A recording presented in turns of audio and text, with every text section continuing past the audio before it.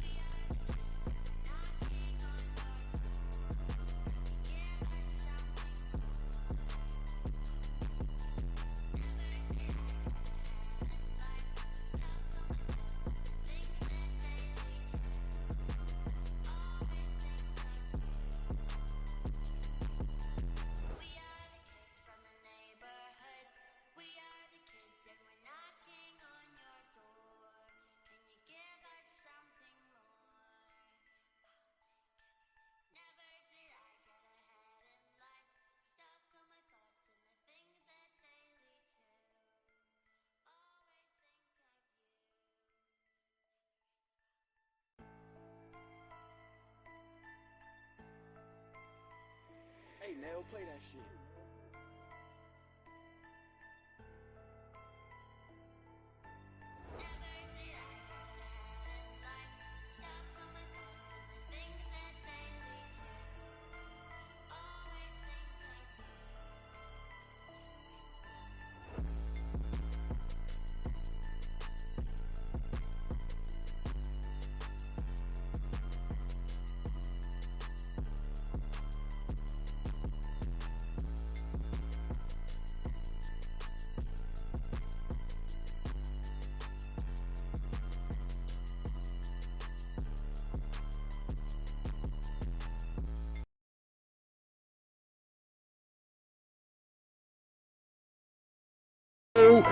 What is up, everybody?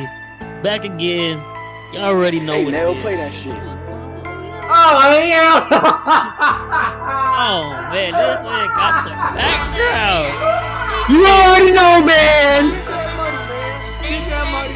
Straight to the house. Ain't no fucking shit. Easy money. Easy money.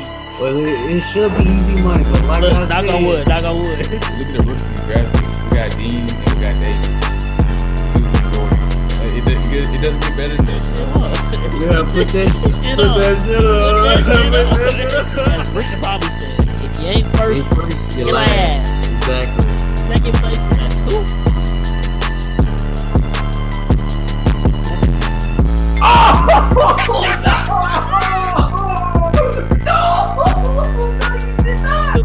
Definitely gonna make up for it. Trust me. I need a sports podcast, man. I need it.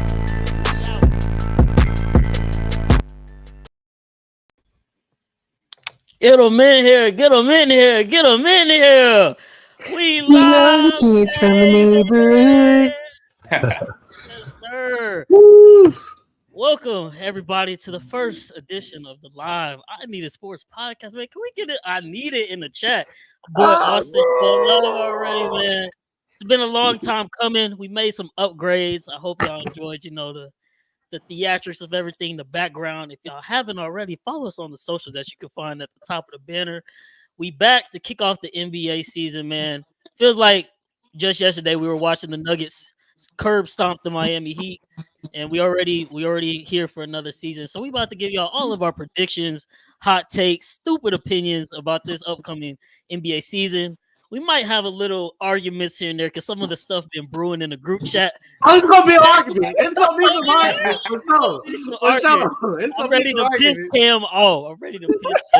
We're gonna try to keep it, PG friendly. I'm sorry, Auntie. I'm sorry, y'all watching. I'm gonna try to watch my mouth, but I learned from the best. Wink, wink. We also, live, so we are watching the games right now. Currently, Lakers Nuggets. I know me, Chris, and Cam got some bets right now lined up in play. Me personally got Anthony Davis over 23.5 points. I don't even know exactly what the score is because I've been fooling around with this and stuff. I think Cam got Lakers plus 5.5. Chris got the over. So we all need points. Preferably if Anthony Davis, could get his, we'll be all right. But when I did look at the score about 5 minutes ago, I think the Nuggets were kind of up in the score a little bit. Yeah, they up by 14, 34-20. Up by 14 at the end of the first quarter. Okay, so that's where we're starting off. Torian Prince is the leading scorer with 6 points. So that's great. I mean, well, Anthony Davis got 6 too. So we good. It's moving in the right direction. I'm dead. Auntie said, "You better don't get your lip busted." I got you, Auntie. I got you. But yeah, man. Let's get into these topics for the podcast. So first up, for this 2023-24 NBA season, I need y'all to give me y'all's top 5 realistic. This means these 5 teams you think it could be between them that are making it to the NBA Finals, East or West. I'm gonna start with Cam Swan, go to Cam Sanders, Chris, Tim. You're all gonna say y'all's 5. I'm gonna get my 5. Then we're gonna discuss why. So Swan, I'm swinging to you first. Give me your top 5 contenders for real, man. All right. I'm gonna start with Milwaukee, of course. I'm gonna say Phoenix. Denver again. I'm gonna say Denver again. This one gets hard. I'm gonna say Boston, and then I'm gonna say LA Lakers. In my 5. Okay. Cam Sanders, what you got? What you got? That's pretty much my 5 too. I got Lakers, Bucks, Celtics, Denver, Suns. So Okay. Chris. I got Celtics, Bucks, Suns, Warriors, Lakers. Okay. I think you got the OKC background too. I'm just now noticing. We're gonna talk about them. funny. Go ahead, Tim. I got the Lakers, of course. I got Denver. I got Milwaukee. I got Phoenix. And I got Sacramento. Oh, that's What? Hey, I'm low key not mad at that. I'm not mad. It's just crazy. Okay. Okay, it's on me now. Look, I got a paper, you know what I'm saying? I came prepared. All right, Tony. Look, let me see if I can piss Cam off within the first 10 minutes of this podcast. So number 1, I got the Bucks, obviously, the Nuggets, the defending champs, the Lakers, the Celtics. Who else I got? The Heat. That's my top 5 realistic contenders. Yes, the Suns are not on that list. So let's get into it. Obviously, the Bucks, we can start off with them. They make the biggest trade this offseason. Yeah. They get Damian Lillard out of nowhere. That I think that completely changes their team. You get arguably the best closer, one of the most clutch players in NBA history. A problem where I think Giannis lacks because he kind of shies away from the moment. And you know, when it gets real big, he don't want to take the shots. He don't want to shoot free throws. Last year, we seen Grayson Allen taking the final shot, and that's the last we seen of that Bucks team. But you bring in Dame Lillard, of course, you give up Drew Holiday. A lot of people were, upset with giving up Drew Holiday. Oh, his defense, this, that. Drew Holiday, his defense is good. Don't get me wrong, but in today's NBA, all the offensive skill overtakes that. The last we seen Drew Holiday, Jimmy was putting 60 on his head without any effort for real. So I don't want to hear that. They'll be perfectly fine on the defensive end. You get added firepower with Dame. They were able to bring back Brook Lopez in the offseason. They actually just signed Giannis to an extension yesterday, 3 years, 186 mil. So he's there with Dame Lillard for the long run. You got Pat Connaughton, Bobby Portis off the bench, Jay Crowder. They also got up-and-coming second-year player Marshawn Beauchamp. He's probably going to get an increased role. So that's why I'm feeling the Bucks. I'm sure, that's kind of where we all are at. Giannis, I'll say he's number 2. Jokic deserves number 1 top spot, obviously. That's his crown until someone takes it away. But let me know what y'all think about the Bucks and that Dame Lillard trade this offseason, how that kind of shapes the season moving forward. And that's whoever wants to take the question first. It's on y'all, man. I can go first, man. That trade, bro, I'm gonna tell you right now, that pick and roll is gonna be dangerous with them too. Like, you pretty much had like the nail on the coffin. Like, defense nowadays, like offensive power. Like, you saw that in the playoffs last year. Like, you seen the whole Golden State and Sacramento matchup. It was straight firepower. With really no defense being played as much. So this one is gonna be like, it's gonna help Giannis. Like you said, you don't like take the last shot. You got Grayson Allen taking the last shot. So now you got Dame. You seen what he did in 2019 against OKC in that playoff run and going to the West Conference Finals. So this is a great matchup for him. Just help him out. So like now you got guard 2 people now. So like you got guard Giannis in the paint, then you got guard Dame in the perimeter. Then let's not forget like Chris Middleton still can make some shots. And then you got like Jay Crowder, and you got like Malik Beasley, off the bench. So you got like some shooters and you got defense as well.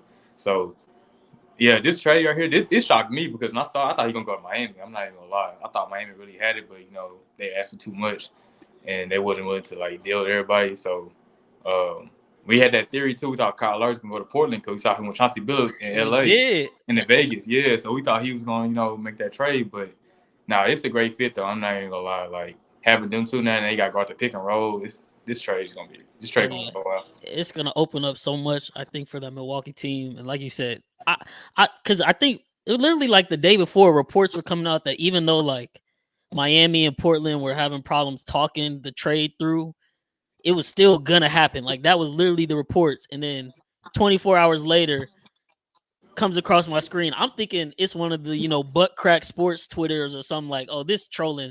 Ain't no way Dame Lillard got traded to Milwaukee. Sure enough, real life. I think, this is the best teammate Giannis has ever had. And then, like you said, this is going to open up the floor so much for Chris Middleton. I know it's going to piss people off when, Giannis and Dame might not be having their best game. And then Chris Middleton come out of nowhere and drop 40, 45 on your head. Because he's still a bucket. And we've seen that in the 2021 finals versus the Suns. But I'm going to swing the next one to Cam and Tim because this is their team. Go ahead and explain to us why your Lakers are true contenders. Cam, Tim, I don't know which one y'all want to take it first, but I know y'all got a lot to say about Bron and y'all's boys, even though y'all are currently about to have to pass the sticks because the score is 42-24 not too much. 9 minutes in the second quarter.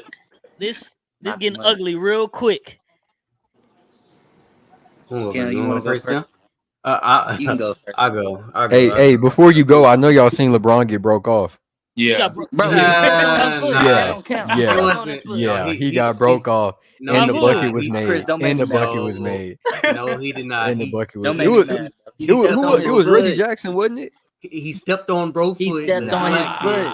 He literally stepped on his foot, and LeBron. I don't care. No, Get man. off Bron, man. He the oldest man in the league now. Leave him alone. Excuses. Yeah, nah, man. But my Lakers, man. We added some key pieces this year. It's looking ugly right now, but just game one. Just starting off right now. But not. I'm sorry. You see the comments? Yes, bro. Our boy said he ain't step on that man's foot, so somebody lying. He for sure. They showed the replay, bro. Yeah, he showed the replay. Because at first I was like, oh my god, Bron just got he got dropped off or whatever. But they showed the replay. It don't matter, bro. It's gonna be on Twitter all night. It's gonna be on Twitter all night. But, thank you, Auntie, for the early birthday wish. Okay, sorry, Kim. Back to you. That's Garrett that said that. Oh, no, that is not Garrett. That's my auntie name. I thought that was Garrett Warren. I'm dead. I was like, am I not seeing something clearly? Dang. That ain't Glow D, man. But go ahead, Cam. Go ahead and give us your fantasy about the Lakers getting LeBron 5th ring. Fantasy? Ain't no fantasy. It's gonna happen. It's gonna happen this year. But no, man, like I was saying, this is probably one of the better LeBron James teams that he had. I ain't gonna lie, Pelinka was cooking this offseason. Adding Prince, you just seen he hit a couple of threes. Then added Gabe Vincent and also added Jackson Hayes and some others or whatever. But yeah, man, it's gonna be exciting. Hopefully, some guys can stay healthy. Hopefully, AD can stay healthy. Not even AD. Hopefully, LeBron can stay healthy for majority of the year, because he's been dealing with injuries the past couple of years. But it's time for Bron to get back to that that mountaintop, and hopefully this will be the year, man. Like I said, this is one of his better teams, so no excuses this year. I know the West gonna be tough, so I don't know. We'll see. Okay, Tim, tell us why the Lakers are a true contender. Number one, because they have the greatest player on their team, LeBron James. Two, like Kim said, we got some real good pickups like Gabe Vincent. Seeing him throughout the playoffs, I didn't even know who Gabe Vincent was till playoffs, to be honest with you. And I just think he's gonna play a bigger role than what D'Lo could play. Like, I think that's somebody that could possibly be point guard number one instead of D'Lo. And then Jackson Hayes, I think he's gonna be a good fit with LeBron's passing game with the pick and roll also, and on the defensive side. But as long as AD stay healthy and LeBron stay healthy, I think we for sure got a shot. Okay, that's fair. Look, this is what I said about the Lakers, because I'm messing with you. I think they really got a chance too. I agree with Kim where this probably is the deepest team LeBron has had in a while, since probably the Heatles days, and it might be even deeper than that. You go pick up Jackson Hayes, Christian Wood, Two guys that can step in, play the 5, kind of spell AD, send him to the 4, which is his more natural spot where he wants to be. I don't know why they keep trying to force him to the 5 when he doesn't like it, but that's another argument for another day. You get Gabe Vincent, who's got great playoff experience from last year in that run with the Heat. I think he's a better Schroeder. He can shoot. Now, I say he can shoot, but obviously we see guys that can shoot. They start playing with LeBron, and then for whatever reason, the moment just becomes too big, and it looked like they forget how to shoot. So that is a worry there. But like Taurean Prince, you got Jared Vanderbilt, Rui still. D'Lo seems, poised and ready to avenge some of his downfalls last year. He seems like he's got a good head on his shoulder. So the biggest enemies for y'all is literally father time and injury. Like at this point, yes, I would love to see LeBron play a completely healthy season, but that man is 38, 21st NBA season, oldest guy in the league, like Tim said. It's just not going to happen. Like we've seen it now for the last 4 years. Something's going to come up where he's going to miss some time. So you just hope it's nothing too serious that takes him out. AD, I know he said he was going to play 82 games. We all know that's not happening. Look, I literally said AD is literally Mr. Best player in the world one night, and then the next day, Mr. Charmin Ultra Soft the next night. So if he could just, play consistently good and be that best player that Bron has been needing since he signed to LA, then they should be good to go. And I think they match up well with everybody in the West, but the Suns. But I don't think the Suns are real contenders. But if they match up, who knows? But yeah, I like the Lakers for sure. I'm swinging to Chris. Chris, give us one of your other 3 teams, your choice on why you think they're a true contender.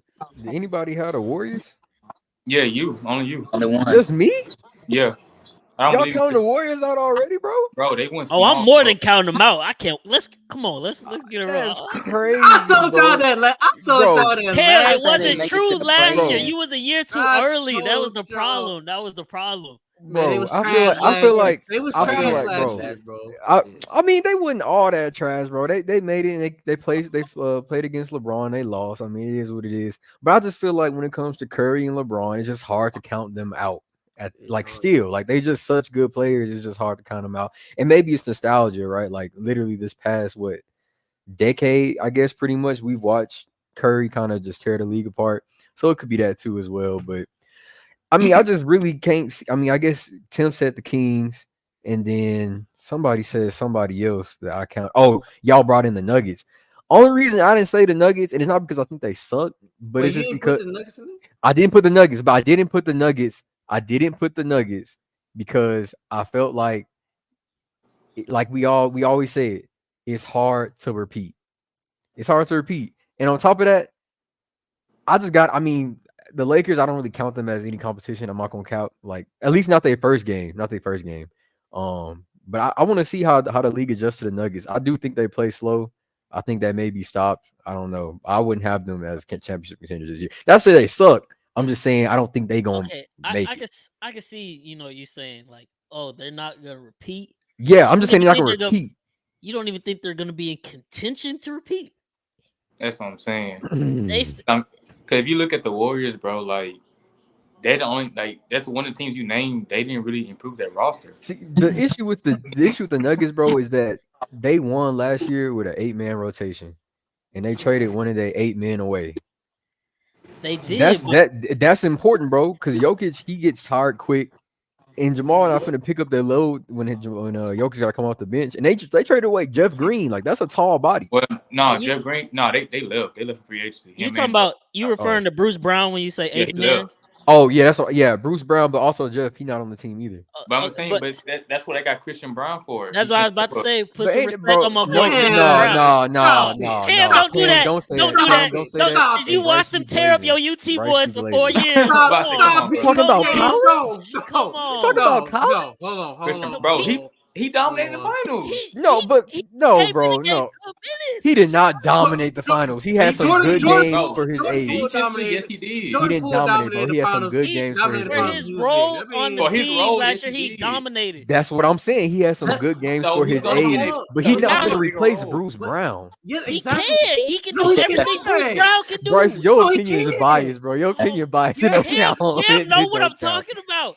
K-Dub just said it. He not Bruce Brown though. That's okay. It's That's okay. crazy because until last year, nobody was on Bruce Brown tip like that. He had a great playoff run this year. That's facts. Because people hated it when he stole KD on the Nets. No, that's facts. Christian Brown is a better shooter than him, and with an expanded role to step into that Bruce Brown role from last year, he can come in and bring the same energy, and he's got more length. That's literally what he's gonna come and do. You can see them training him up to do that, bro. That's a big leap for him to do. Christian Brown, that's what they're betting on. That's why they let him go. Like rookie contract, bro. Let's be real. Okay, so this is my thing, Chris. So you talking about the Warriors and everything like that? So you talking about the Warriors, bro? What have the Warriors have done in the offseason? The only thing they did was add Chris Paul. Bro, they haven't done anything how they gonna jail. Damn, they haven't done anything in the offseason in a long time. Carmine, yes, nobody rocking with the Grizzlies besides the Glocks and John Morant. That's about it. I don't even have nobody taking them serious. I'm not taking. They only. Okay, so we talking about the Grizzlies, bro. Outside of like Desmond Bain and John Concord, who other shooters they have? Marcus Smart? Nobody. And they just lost Steven Adams for the year. Jaren Jackson Steven Adams out for the year, so they don't even have no rim protection. Jaren Jackson don't like rebounding. Yeah, they're not even in the discussion right now. I've seen that. Oh my god, you put it in the comments that it's. But they don't win me too hard, bro.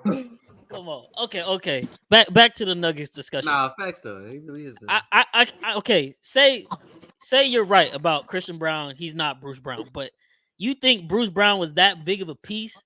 He was, bro. He was. Look, he was a nice piece. He was. I'm not saying he wasn't. He won some of those games in the playoffs for them, for sure. He did, but I'm saying you still got Jokic, the best player in the world, who we all agree on, right? Yeah. You still got Jamal Murray, who for whatever reason, he might not be an all-star again this regular season, but when it comes to playoff time, he turned into a reincarnated MJ. Mm-hmm. You got MPJ, who's hot and cold, I'll give you that, but he's a knockdown shooter. Mm-hmm. You still got Gordon, Caldwell Pope. Like, this is still the same roster. That's five people. But that was the issue with last year why I wasn't really going for him because they didn't have a deep roster. But once you get deep in the playoffs, it's really a 7-8 man rotation at best. Like, you're not. I mean, Miami did the same thing, and that's why they lost. Correct. Okay, but Miami. The thing with Miami though is that, bro, every time, like the thing with Miami is that they don't always add. What's the word if I can say? Like big men, like okay, so we know Bam. Bam is like 6'8", 6'9", bro. Oh yeah. The problem with them, they didn't have no height on top of that, and then they depend on Jimmy too much. So then you really had you got heroes already out. So the thing with them, they have injuries as well. But this is my thing I was gonna tell you, Chris. When you talk about the Lakers, I'm gonna say this real quick because I want to say this for a long time. What? So you see how Gabe Vincent and everything? No, it was Tim. You know how you said Gabe Vincent? Oh, yeah, he went from Miami and now he's on LA. He's gonna get a bigger role and stuff. This is my theory. I'm gonna ask you this: do you think he's gonna turn into another Kendrick Nunn? I hope not, because that's like Kendrick Nunn was. He had a big Miami season, went to LA, and just pooped it, and now he's where he at now. I hope not. Also, I hope not. You said point guard one. I'm like, I don't think he's gonna have that big of a role on this team. Not gonna count. That's what I'm saying. I don't think he's gonna be able to go to overtake D'Lo. And this has a lot. I mean, D'Lo is funny. D'Lo, he's just he's an okay point guard. He's a okay starting point guard. But to say Gabe Vincent come in and take over that, he ain't no Kyle Lowry, bro. He's not. So that's why I was like, I don't want him to turn to nothing. I'm just saying. Not that good to you. I don't think he's gonna take over, but I think if D'Lo is tripping in the playoffs, I think Gabe Vincent is a he's gonna be able to step up and he's a better replacement than. I mean, that is true. Because who did they have coming in at point guard behind D'Lo last year? It was really nobody, right? Yeah. Like Austin Reeves will bring the ball up. Yeah, Austin Reeves. That's what I was gonna say. If say Vincent and D'Lo just messing up in the playoffs, they really have the ability now. Put Braun at point, Austin at the 2. You could put AD, Jackson, Hayes, Christian Wood, or one of those out for Jared. I forgot about Rui. Rui. So they got a lot of options. Rui. This team is deep. See, LA cool. Like I said, it's just all depending on AD and LeBron Bones. That's about it. If they healthy, it's a very scary opponent. That and then they gotta get the chemistry because that's a lot of free agents they add in the offseason, so they all got to gel together. But I'm not gonna lie. I know this is the first game, so don't overstate nothing. But if they gonna win the championship, they gonna have to get over this Denver boogie monster that they got right now because they obviously got something on them. Like they shoot I'm telling you, bro, They shoot so well at home. Bro, it's lights LeBron out. and Mike Malone beefing, bro. which is crazy because Michael Malone used to be assistant on the Cavs when he in his first stint. Mike Malone. You talking about Paul Wall? Oh, God. Yeah. They over here beefing. Oh wow, baby. You heard what they said when they introduced him? They call him the Lakers daddy. They said it in the thing. I know they were joking about. Oh my God, bro, that's crazy. That is crazy. They say he the father to the Lakers, bro. Well, I mean, they can't say he not right now because they keep getting him. Oh yeah, AD, get a bucket. Yeah, he got. Yes, he got sir. 12. Yeah. AD got 15. Boy, 15. We only need 100. more. That's 100 points and a half, ain't it? Yeah. I think there was just 218, bro. That's all I. 3 minutes. Yeah, I went over on AD as well. You had the over in the first half too, or something? No, just over in the game, but they on a great pace. I did over on that too because they said Steph had 0.5. So I took that one. Go ahead and get a bucket again. Oh, don't double. Oh, give it back to him. Hello. Oh, they call foul. It is what it is. focus. Okay, so we got Bucks. Yeah. We got Lakers. Kings. Who said Kings? Tim. I want to hear. I'm not mad at it. I just want to hear why. Like, I'm pretty sure I believe some of the same things. Go Why ahead. not? Tim. I mean, if you being completely honest, that was the first time in a long time since they made playoffs in general, right? Yeah. And then if you look at that team when they made playoffs, not a lot of people on that team, but Harrison Barnes, had playoff experience at all. It was expected to get pooped. It was expected to get pooped, and you're playing the Warriors round one. It's expected to get pooped. This year, I think they got a chance because everybody got that little bit of experience. Everybody got their feet wet. I personally don't even think they really lost anybody that important because, I mean, Sabonis was important. Fox, of course. Monk. I mean, they still got a good squad, so I think they still got a pretty good squad to go a little deep. Talk to him. To get this far. I'm sorry. But, like, I don't know. Like I said, the West is tough. So, at the end of the day, I think they got enough firepower to make it. No, I got the Kings finishing top 5. The one piece that y'all really the Kings really did good that I've been asking for since I think last time we did this podcast about them, where they added another big man. Them bringing in JaVale McGee was like very, very. That's very a great pickup and more playoff experience to Tim's point. Because Sabonis cannot. I mean, he's a great center. Don't get it wrong, but rim protection wise, he had to bring in somebody else. Bringing in McGee was like very smart. You brought in a big that got rings, so he got so much. He got rings with Stephen Curry and he got rings with LeBron. So just think about how well he's gonna play and how much knowledge he's gonna bring to that young team. How much knowledge Sabonis. No, that's true. And tell me if I'm crazy, but as far as a dark horse MVP. Wait, whoa. What? You jumping ahead. No, I'm just saying, since we talking about the Kings, I think De'Aaron Fox. Dark horse, yeah, he can be. If he played the way he played last year, and the Kings are once again at the top of the Western Conference, they gonna finish top 5. What he averaged points per game last year? I want to say it was like 24, 25. It was like 25 points a game. Like that ain't bad. And he had yeah. That ain't he was bad like at all. leading fourth quarter scoring guard. Him and Kyrie neck and neck all year. Like I think it was 25, 5, and 7. I think like 2 steals a game too. Yeah. That ain't bad at all. That's actually solid. That's very solid. And he got hurt at the end of that Warriors series, so like, it's still maybe if that doesn't happen, it's a different outcome. But who knows? Yeah, but it was one shot away. It was one shot away. One shot away, bro. Harrison Barnes, man. That's the Harrison Barnes shot. That's why I'm sorry, bro. I don't know why they gave him that much money, bro, after that playoff performance. But I mean, hey, if you like it, I love it. Another thing I like about them, in my opinion, when it's close, De'Aaron Fox can close the game if he got to also. So that's another reason why I won't cap them out. If they can stick with anybody in the West, they got a shot for sure. Look, especially if De'Aaron Fox has a good season this year. We done seen De'Aaron Fox close live in person. I was on the bench watching it. almost. We beat him, but he got pretty close. We played him in high school in the regional semis, and this is my sophomore year, so they just moved me up. So I'm just riding. You know, I'm along for the ride. Like, let me get a free state championship ring. We played De'Aaron Fox first half. I think he had under 10 points. So the team go in the locker room, everybody hyped, like, man, we shutting him down. They said he was gonna do this, do that. He ain't do none of that. Come on, second half, effortless. I think he finished with like 35 and 10 or something. I think he had a 30-point triple-double, bro. He going crazy. The only reason we won is because his teammate lost the ball at the end and we got a layup to win the game. That was it. But that last shot, he almost smacked that last shot. He almost smacked it. So I was like, oh my God. I'm a believer in De'Aaron Fox. That boy had a 30-point triple-double in the state playoffs and said it was a bad game for him. Yeah. That's a dog. Yeah, he going to the league.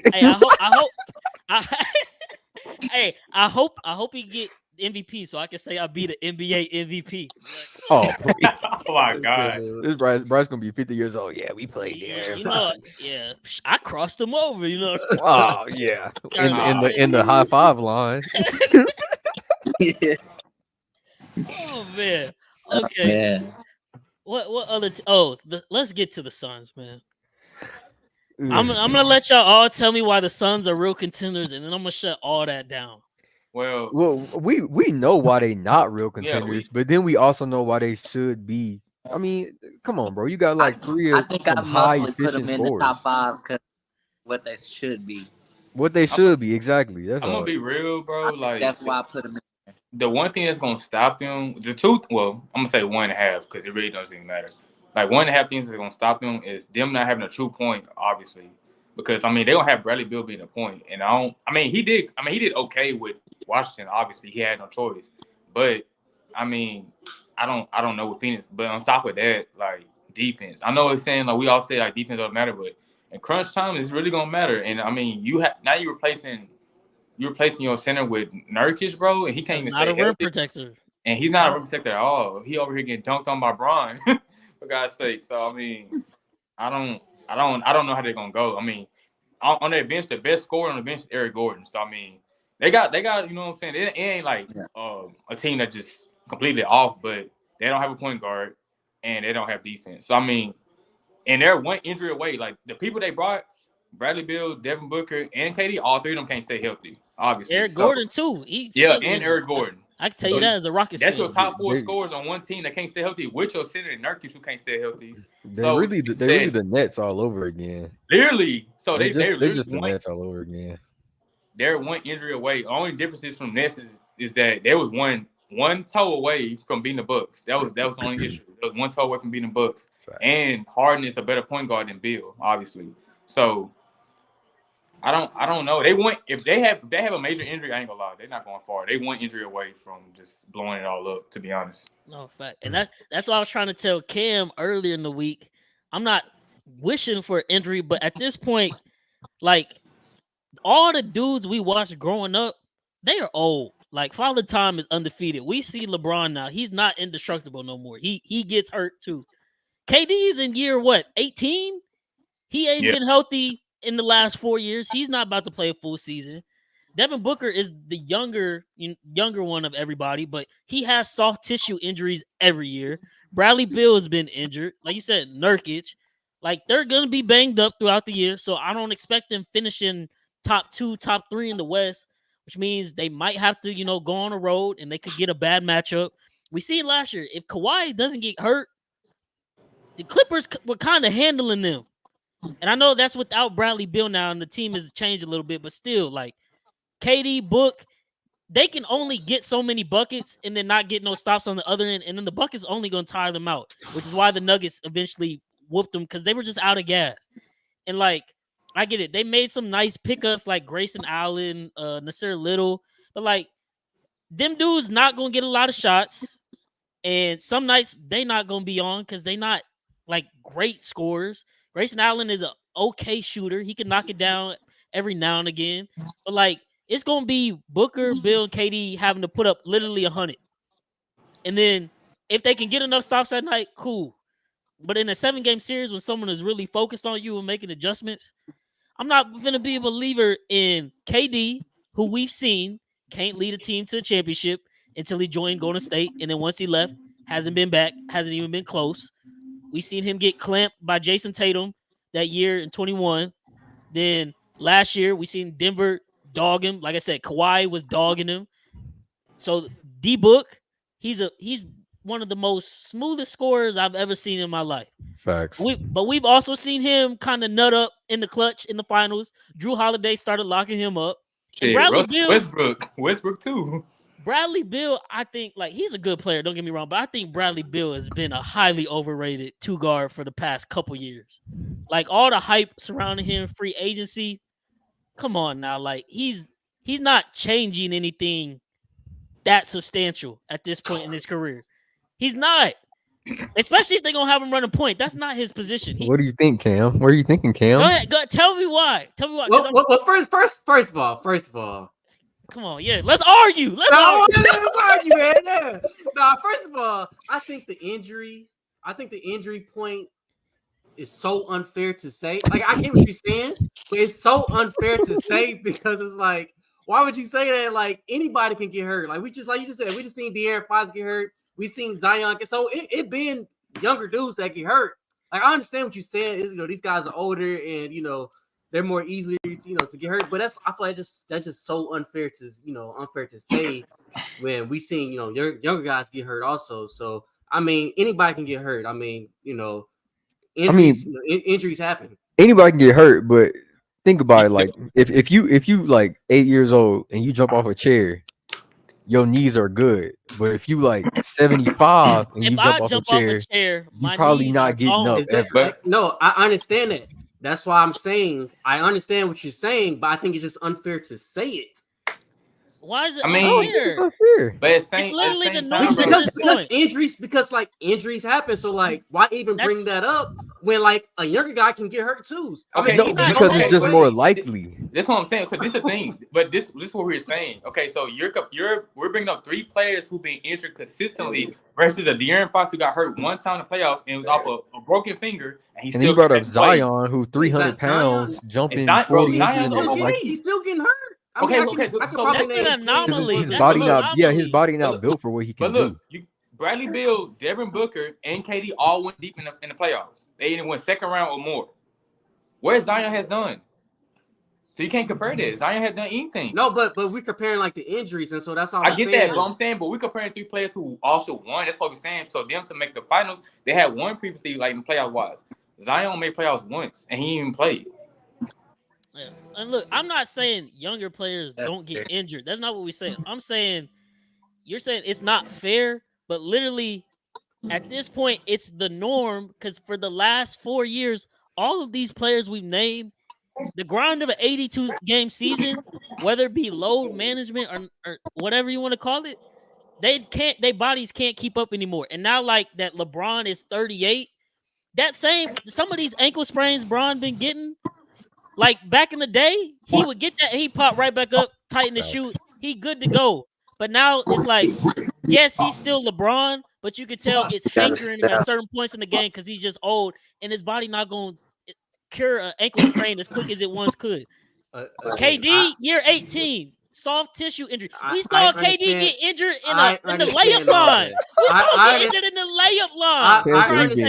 I understand all of that. All I'm saying is it's simply unfair to bring up injuries when these guys haven't even played. They haven't played games yet. And we're talking about championship condition. They're gonna have to be healthy to contend for the championship. So that's a factor. For sure. But you know how easy I can say. Hold on. But you know how easy I can say like a player can get hurt. I can say like John Moran can get hurt easily. Like that's so. I mean, the way he played, he could. Okay, but what I'm saying is like I can say like Shea can get hurt like easily. But I feel like that's just you're talking about people getting hurt off of like playing hard. We talking about people getting hurt just because they older. He's talking about players that can get hurt potentially, but we're talking about players who got hurt previously playing times. Their bodies are worn down. But and they injuries don't be crazy injuries, bro. I understand what y'all saying, but what I'm saying is that being one of your components of the argument or whatever, I feel like that's just like I said, I think that's just unfair to say. Okay, no, I mean that's fair. No, I get that because like in a perfect world, if they didn't get hurt, I see where you're coming from. but it's not a perfect world. So And we they have to say talk get about hurt. it. And it's not just us that's talking about it. It's their teams too. That's why they finna sit out for 30 games this Bradley season. Bill missing the first game. He missing the Right, first Bradley Bill game. ain't playing. He ain't playing tonight. So it's Let's not us. go. It's them. All right, look. Remember this though. Remember this by injury, because I'm finna start saying everybody finna get hurt after That this. is not Bradley what Bill, we bro, that's said. equal, bro. That's Bro. equal. I'm not wishing No, injury on them. You really are wishing injury. Bradley Bill is out tonight. He got a back injury. I'm not wishing anything. It's still a, we talking about the playoffs, so it's still like a long. Bro, Devin still like Booker a is not long 100% tonight. It's still like a long.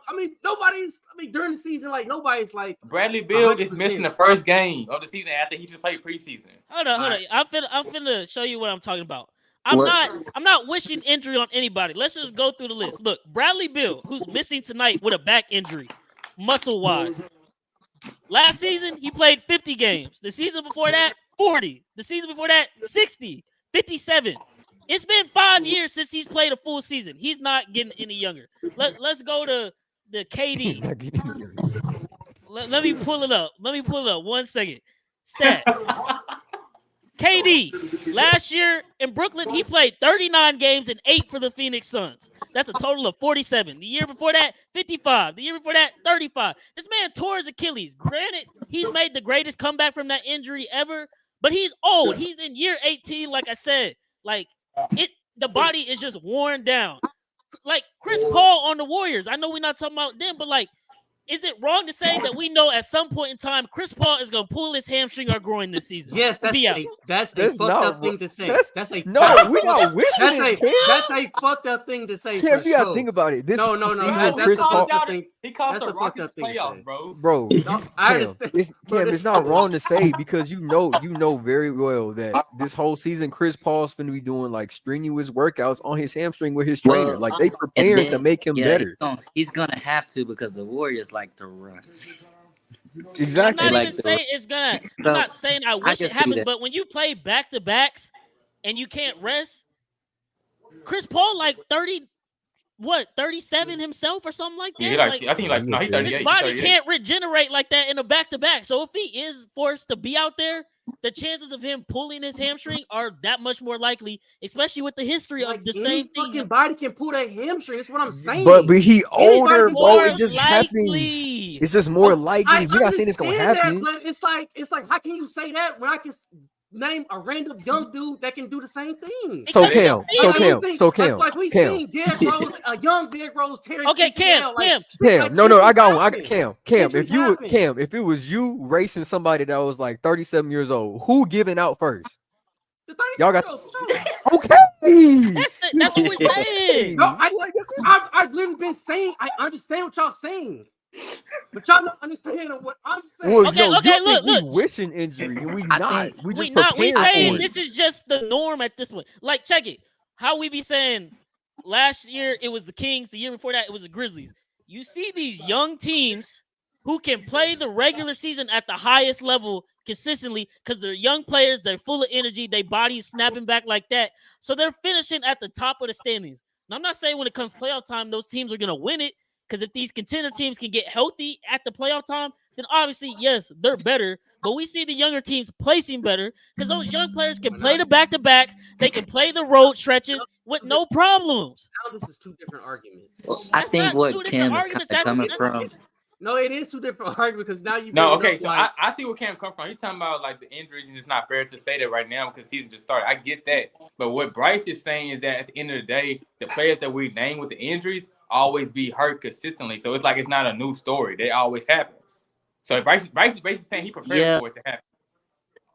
But when it's time, but to be fair, majority of these teams we named, they got people that gets hurt, and it caused them their run to. That's fair. Make it to the championship.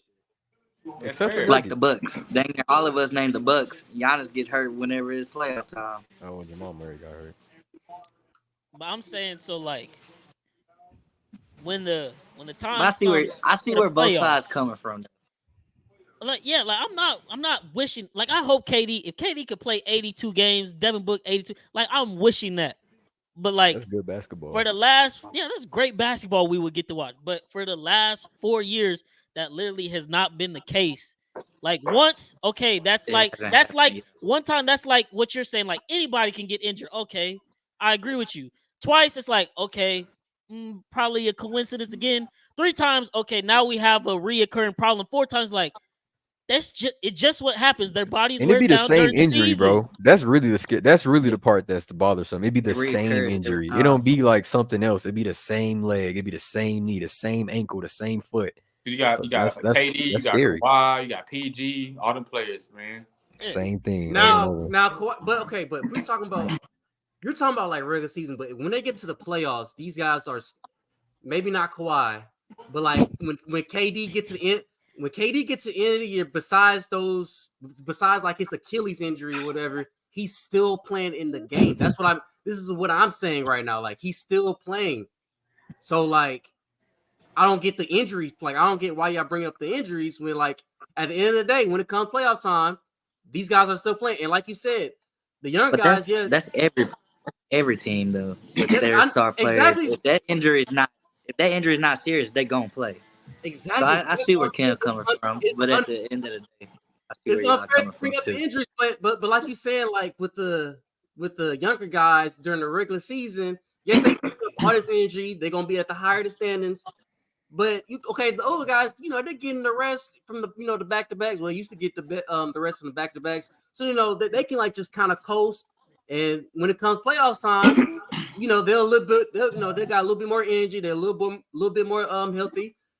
The younger guys, they don't really got that, pretty much they really don't have that much energy left because they used all of it during the regular season. But the thing we're trying to say is that, okay, so if KD, knock on wood, if KD, Bill, and Booker miss a lot of games, that's going to mess up their seeding. So with that being said, if they mess up their seeding to where they face a young playoff team like, let's say, Sacramento, Minnesota, teams like that who are young and healthy, it's going to force them to go to game 7. They can't stay healthy. It's going to cause a problem. They're not going to get chemistry either. That's what happened last year. KD goes to the Suns, bro, sprains his ankle in the layup line, and then he's out for the rest of the regular season. Kyrie Harden and KD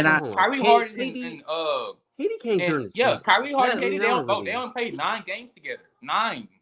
Can I comment on that? What Cam Swan said, how it can mess up their seeding. There's been numerous years from these past years that the world have seen in the NBA playoffs, seeding does not matter. Yeah, seeding doesn't matter. Seeding doesn't and matter. Then I get where y'all saying like it do. The younger guys, they can play back to back. It does not. Of course they gonna. Sometimes it does, bro. So in the West, 1 through 8 is all good. Okay, so like, I know, but I'm saying matchups make fights. Matchups do matter. If the Warriors wasn't, if Phoenix miss a lot of games, and let's say they're 7th seed, and they face Denver. Let's say it's Denver for a reason. It's the 2nd seed. They're not beating Denver in the first round. The Suns? No. Okay. They have a good chance. Okay, they're not beating Denver. That's what I'm saying. But sometimes seeding matters matchup wise. Sometimes.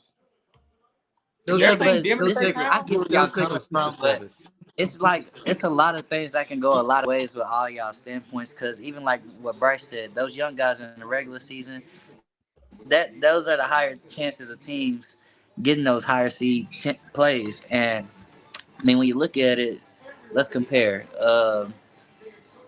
Lakers and Grizzlies. That was young versus old.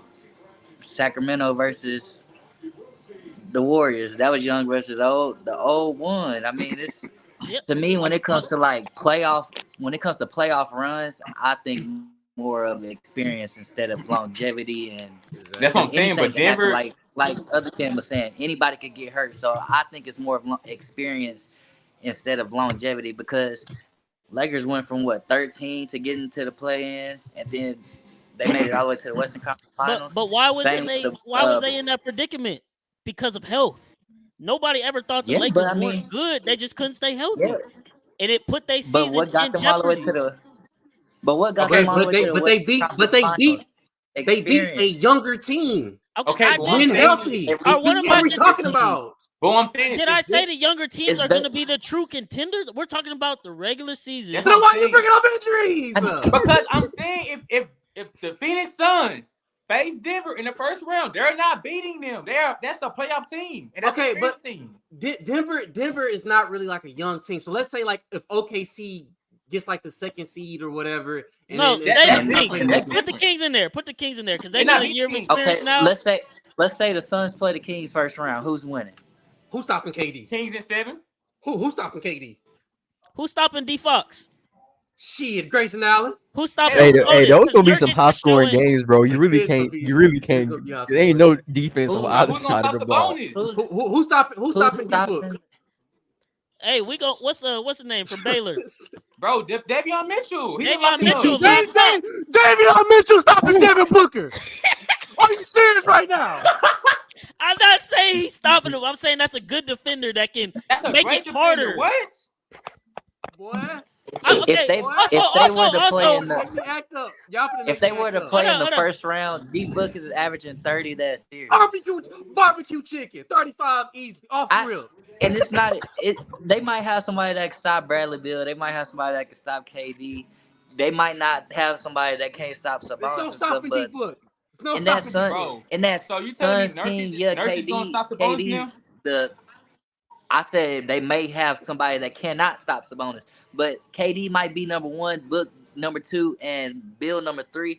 But anytime they play, every time I watch them play since KD been on that team with Booker, Booker is a difference maker. KD is not no difference maker to me. Booker outplays KD. Let's switch it from the injury talk because I forget the injuries. That was one reason. Yeah, that was the other reason the Suns not a contender to me. When have super teams won recently? When? It don't work no more in today's NBA. It don't. That was 2019. I mean, that's 2018. That's last time they won championship. 2018. That's 5 going on 6 years ago. And that was because they were already a championship team and you add KD. That is true. But it's just to me. Bradley Beal's been the number 1 scorer on his team, and now he's number 3. So but I'm saying, but Bryce got a great point. You can't just but put y'all acting like 5 years is like so long ago. Like it's still like this era. In basketball years, that is like that's not that long. Think about how much talent is coming to the league in the last 5 years. Okay, yes, there's been a lot of talent. But time out. When have you ever grouped? I'm not saying KD won with the Warriors, but take that out for now. When have any of these guys been championship winners on their own, and then you just group them together and put scraps around them and think, boom, now we got it. We go into the championship. It don't work like that anymore. The teams that have been winning championships the last 5 years have been teams that have been built up from the draft and maybe get a big free agent signing here and there, and then they go. You don't just put together, this player's good, this player's good, and then together. It's been the Lakers. I mean, the Lakers had Lakers had AD and Bron.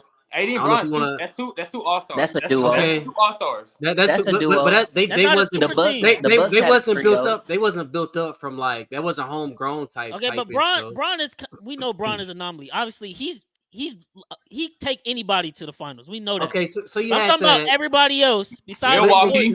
It's been the Bucks and Denver. Been 2 teams. And Warriors. I'm saying you've seen Boston in the Eastern Conference Finals. They made it to the finals 2 years ago. I think it's been big threes and duos. It ain't been no super team, but it's been big threes and duos for sure. Yeah, and that's what it's always. But it's always been big threes and duos though. It's always been big threes and duos. It's always been duos. Traditionally. The only team I know that won a championship in the last like 10, 15 years that wasn't like just like a duo type stuff was like the 2011 Mavs. You can mention, going 20 years, the 2004 Pistons. Them like the only 2 teams I can really name that wasn't like a duo. It's like everybody played collectively. Yeah. Like that's it. Everybody else played that role. They only had like one or 2 all-stars in the team. And 2011 Mavs, Dirk was only all-star. 2004 Pistons, I think it was like 2 all-stars. I think it was Ben Wallace and I think Chauncey Billups. That's it that year. And I'm maybe sorry. Even Rip Hamilton. KD is one of the most, if not the most elite scorer ever. I get it. But besides the Warriors, when has KD ever led anybody to championship? Never. And he don't want to. He said publicly. I don't know why we keep giving this man this like responsibility to do this when he said multiple times. I'm not giving him the responsibility. I'm just saying. Not you, but just the media in general. It's always a conversation every year because nobody can let it go. This man just wants to play basketball, bro. He do not want to be a leader of men. I think that team is more. I think y'all sleeping on their team. I think their team is kind of more complete. I just think they don't have a rim protector like y'all, like y'all been saying. I think that's one of the bigger things. But other than that, they have knockdown shooters. Yeah, they have defenders that can come in. They the Nets like, all over again, bro. That's all it is. They everything like we expect them to be great. They just gotta show us. They just gotta. I think they got time to get a rim protector too. I mean, the season just started. They got time. The trade deadline not even here. But I agree with what Kim said a little bit earlier. If they play the Nuggets, Nurkic isn't stopping Jokic. We know that. The Nuggets also have shooters. So then at some point in time, sure, they might be able to steal a couple games because they can outscore you on nights with, the big three they got. But over time, that Nuggets team will just overpower them and they will run out of gas. We literally seen that last year. The last 2 years, we have seen the Suns in an elimination game. They've lost by 40 points. They didn't have Bradley Beal last year, though. So Bradley Beal, what has Bradley Beal done for real? He's a complete. He's a scorer. He gonna give you at least 25. That's respectfully. What you gonna do with the other 15? Hopefully, we haven't seen him. That guy's come off the bench. We haven't seen him as a third option. He's always been 1 or 2. So we think he's gonna give us 25. That's yet to be known. His points might go down. Is not the issue with the Suns. His points might go to like 20 to like maybe 23. It might go down to like 20, 23 if he's a third option. Because they all got shredded balls. KD probably he might be like 26, 27. Sure gonna be. Booker might be like 28. If he's consistent, that's all. That's really pretty much all they need. If he's consistently knocking down shots, I think they'll be fine. Well, let's get him consistently on the court because he sold me tonight. I do have the Suns plus 1.5, so I hope they ball out tonight. But I don't think they're a real contender. But I went over on KD. Same. So let's move on to the next topic.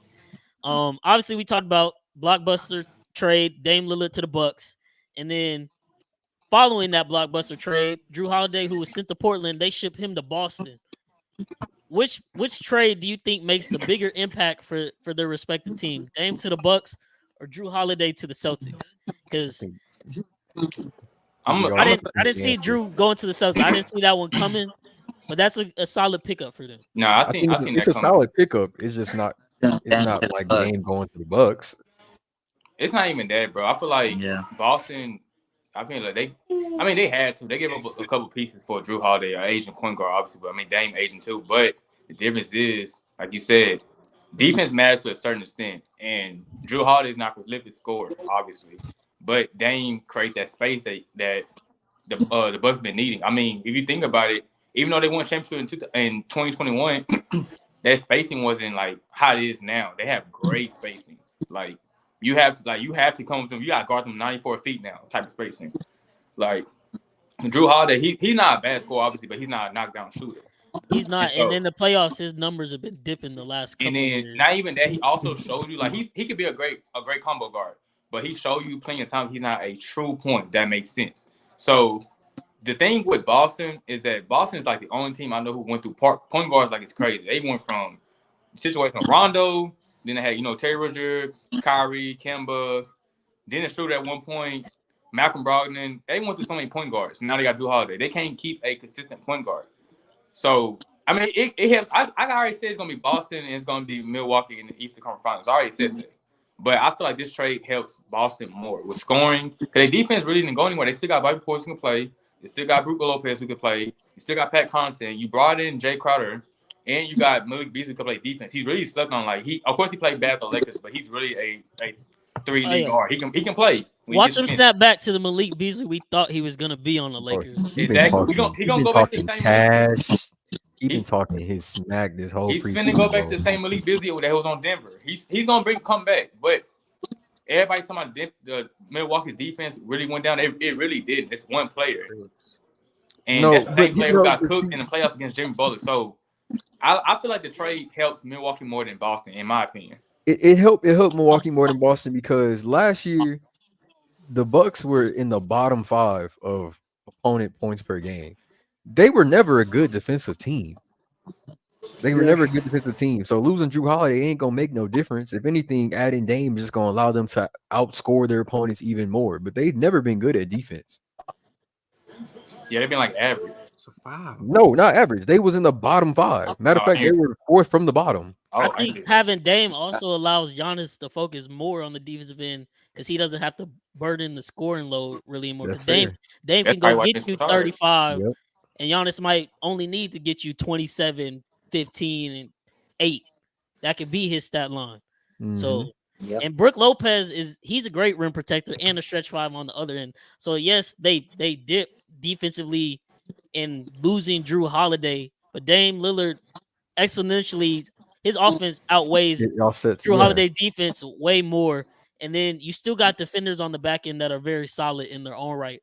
So I really don't see that mattering. As for the Celtics, though, I think it's a great pickup for them regular season. I think Drew Holiday is the best point guard out of all those names Cam said earlier. But then come playoff time, like I mentioned, Drew Holiday in these last couple of years, he hasn't been performing well in the playoffs, which is part of the reason why Milwaukee chose to get rid of him and go with Dame.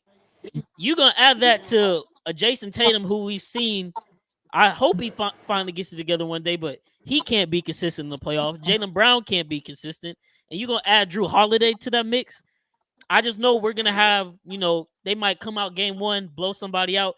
In game 2, we're going to be sitting there looking at them, a combined 3 for 26 from 3-point line. And we're going to be like, dang, what's going on? Like, none of them can shoot. And that's what worries me about Boston. But as far as, being a great regular season team and handling everybody else in the East, they can do that perfectly fine. But when you come to facing someone like the Bucks and you have Dame Lillard firepower, that's going to be a tough ask. But I pray we get that matchup in the Eastern Conference Finals. Barring, the Heat, who was my last contender. Whatever it is, they Heat culture, it worked. Like, take out 2021, I'll give them a break because that was the year, obviously, coming off the bubble where them and the Lakers had the shortest offseason compared to everybody. So they were already at a deficit to start season. But other than that, they're either in the Eastern Conference Finals or in the finals the last 4 years. And they're always in contention for whatever reason. So something's working. But Milwaukee and Boston, best 2 teams on paper, they should match up in the Eastern Conference Finals, barring any upsets. But I think Dame and Bucks for sure, they got the better trade and better upgrade. Man, it's Eric Spoelstra, bro. Besides Pop, I say he's the best coach, active coach right now. Besides Pop in the league, man. Eric Spoelstra, a great coach. Sure. That's his own team. He's on the bin on it. Let's see. What's the score update? I know AD had 17. Down by 7. Down by 7. Yeah, Princess. Down by 6. Nah, you behind a little bit. Nah, it's 6, bro. You ahead. You at the game. I'm behind. Well, now they down by 9 because Murray just. Now they down by 9. Bro, Yeah. Don't tell me that. I'm dead. Hey man, your TV lagging, boy. No, I'm a little bit behind. AD still stuck at 17. I need literally 7 more points. That's it. If he sell this, bro, come on. Y'all want to know where I 0 think second Drew chance. Holiday was going to go? Damn, I'm lagging. Word. All right, I had a feeling D-Lo, over there to you go. Boston. I thought he was going to go to Toronto. Nah. They signed Dennis Schroeder.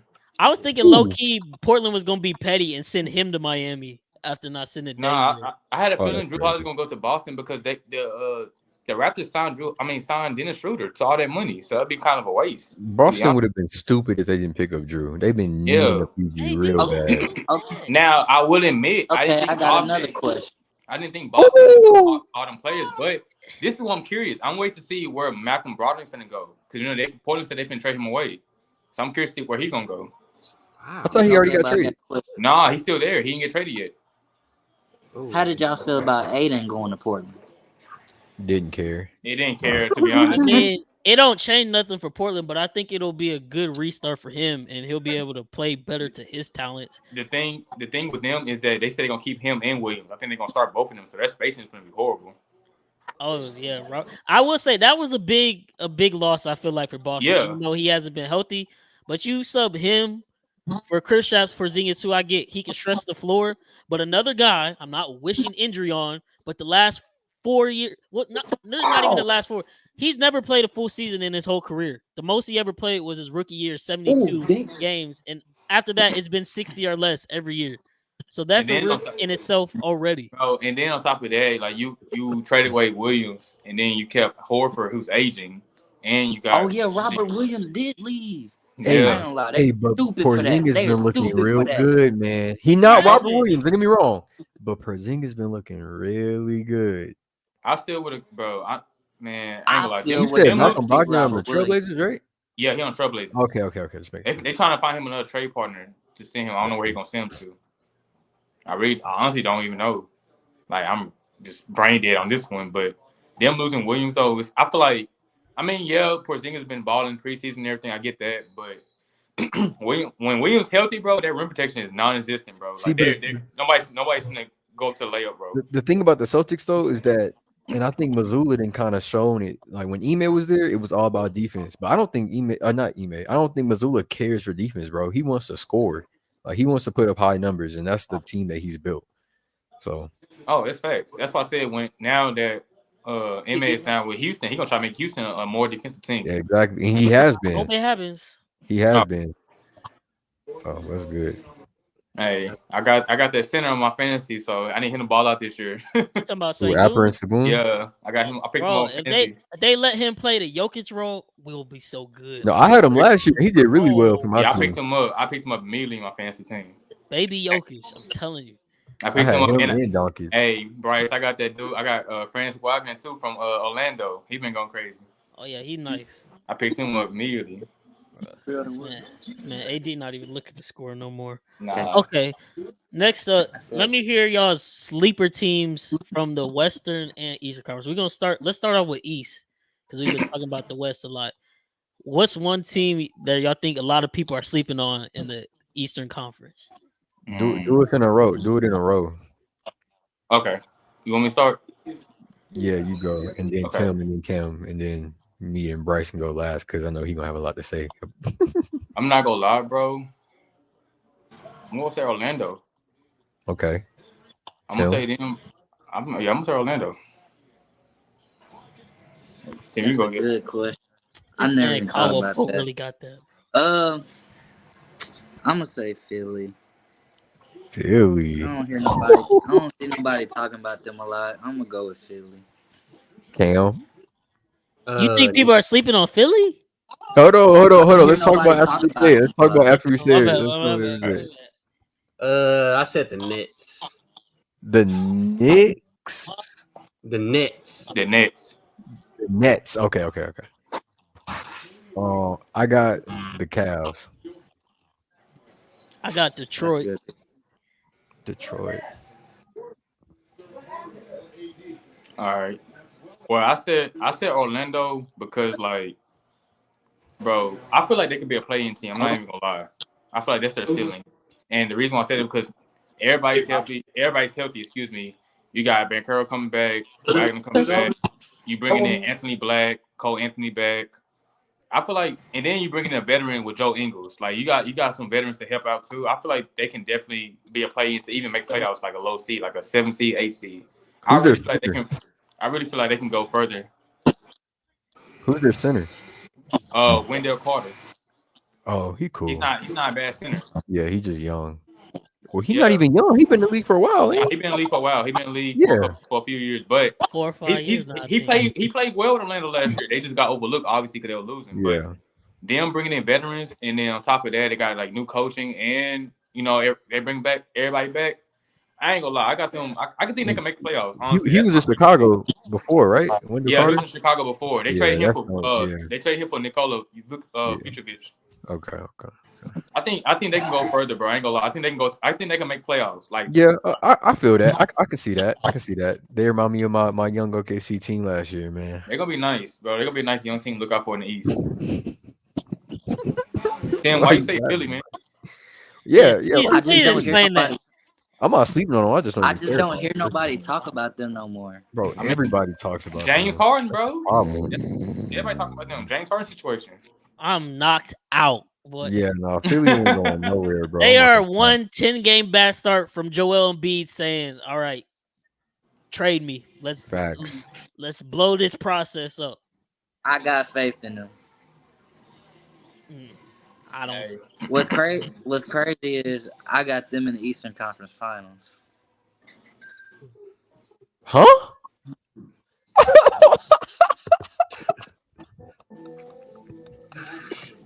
I'm not joking, bro. Embiid got to prove. Yes, yeah. Detroit. I will explain. But back to Philly. Eastern Conference Finals, Tim. Eastern Really? Conference Finals, somewhere they never been.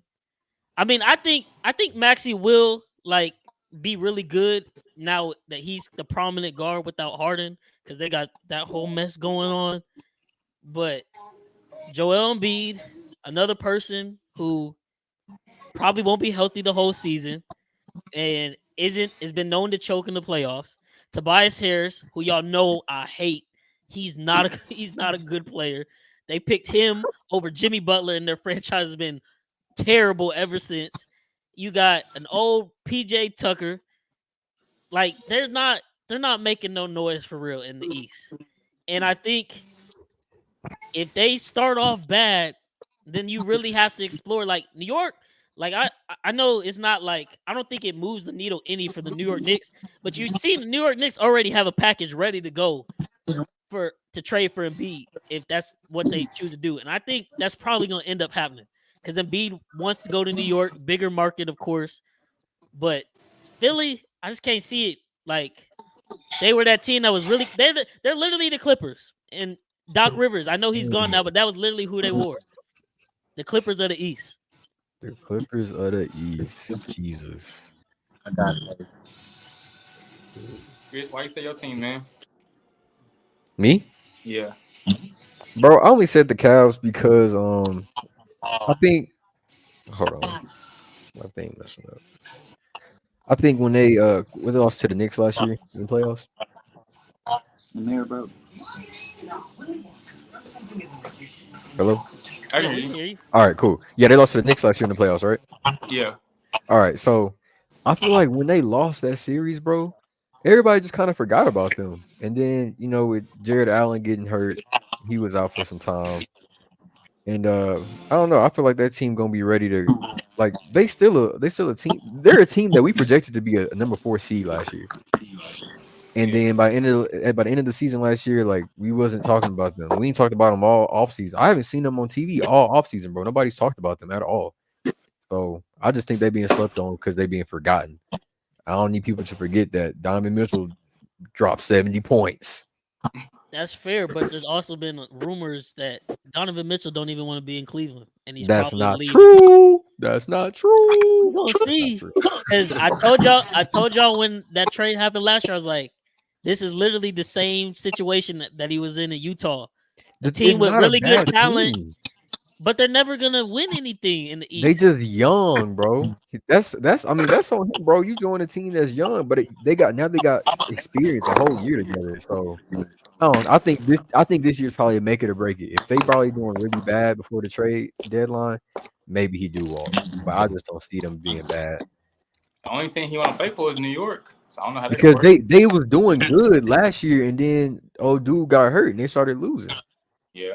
But now Evan Mobley got a couple years under his belt, a few years under his belt. Darius Garland, he just gonna get better. Like he can't get worse, he only gonna get better. And D Mitch is D Mitch, and I don't even know are they freaking role players, but shoot, Karis LeVert, I like that dude. Now the thing with them is that they also lack defense between them guards. Like they both like liability. Well, Darius Garland's real liability on defense. With obviously we said before it doesn't matter that much, but I mean it all depends. It all falls on to like Jared Allen's health. But he's not even playing. He's gonna be out. But realistically, name a point guard that's not a liability on defense. Nobody really besides Drew. Yeah. And Drew and a little bit of De'Aaron. That's it. Yeah, that's fair. Yeah. You know what I'm saying? The defense, real defensive players are in the bottom 3. Small forward, power forward, and center. Can the Lakers get AD a shot, please? But bro? they got the thing with them though. I wish they. I mean, I like Karis LeVert. Now I don't have a problem with that. But I think they need to get another wing player too. Honestly, talking about the Cavs. Yeah, the Cavs get another wing player to add to the team. I mean, cause they got him. Now they got the other dude, Isaac Okoro. So they both their wing players. Like they can add somebody else. Nah. And Jokic 3, just like that.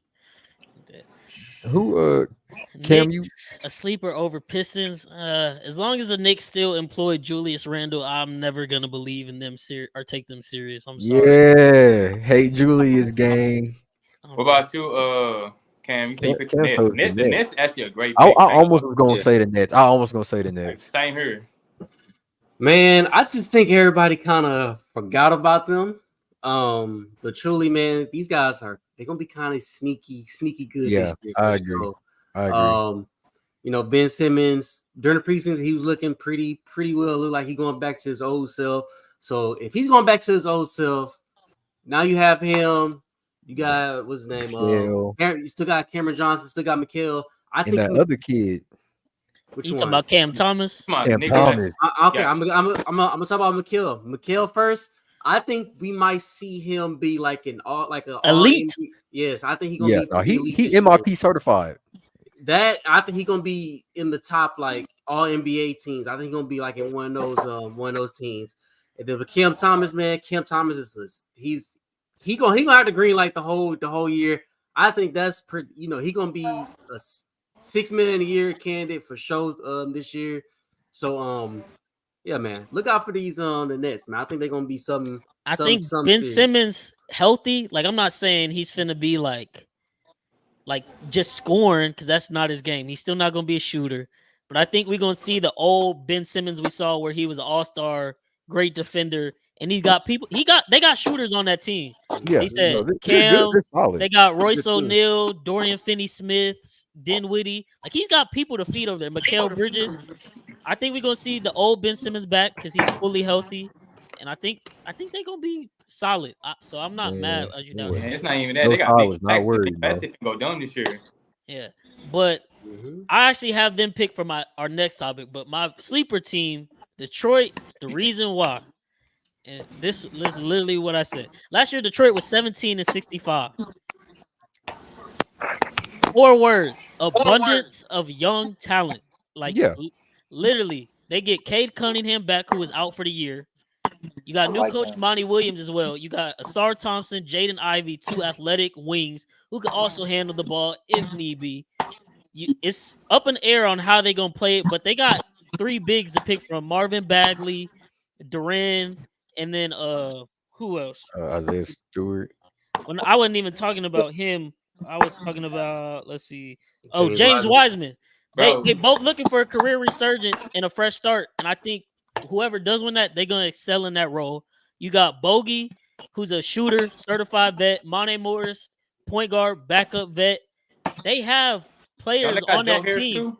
They got Joe Harris as well. Cade Cunningham going to have shooters galore off the pick and roll game.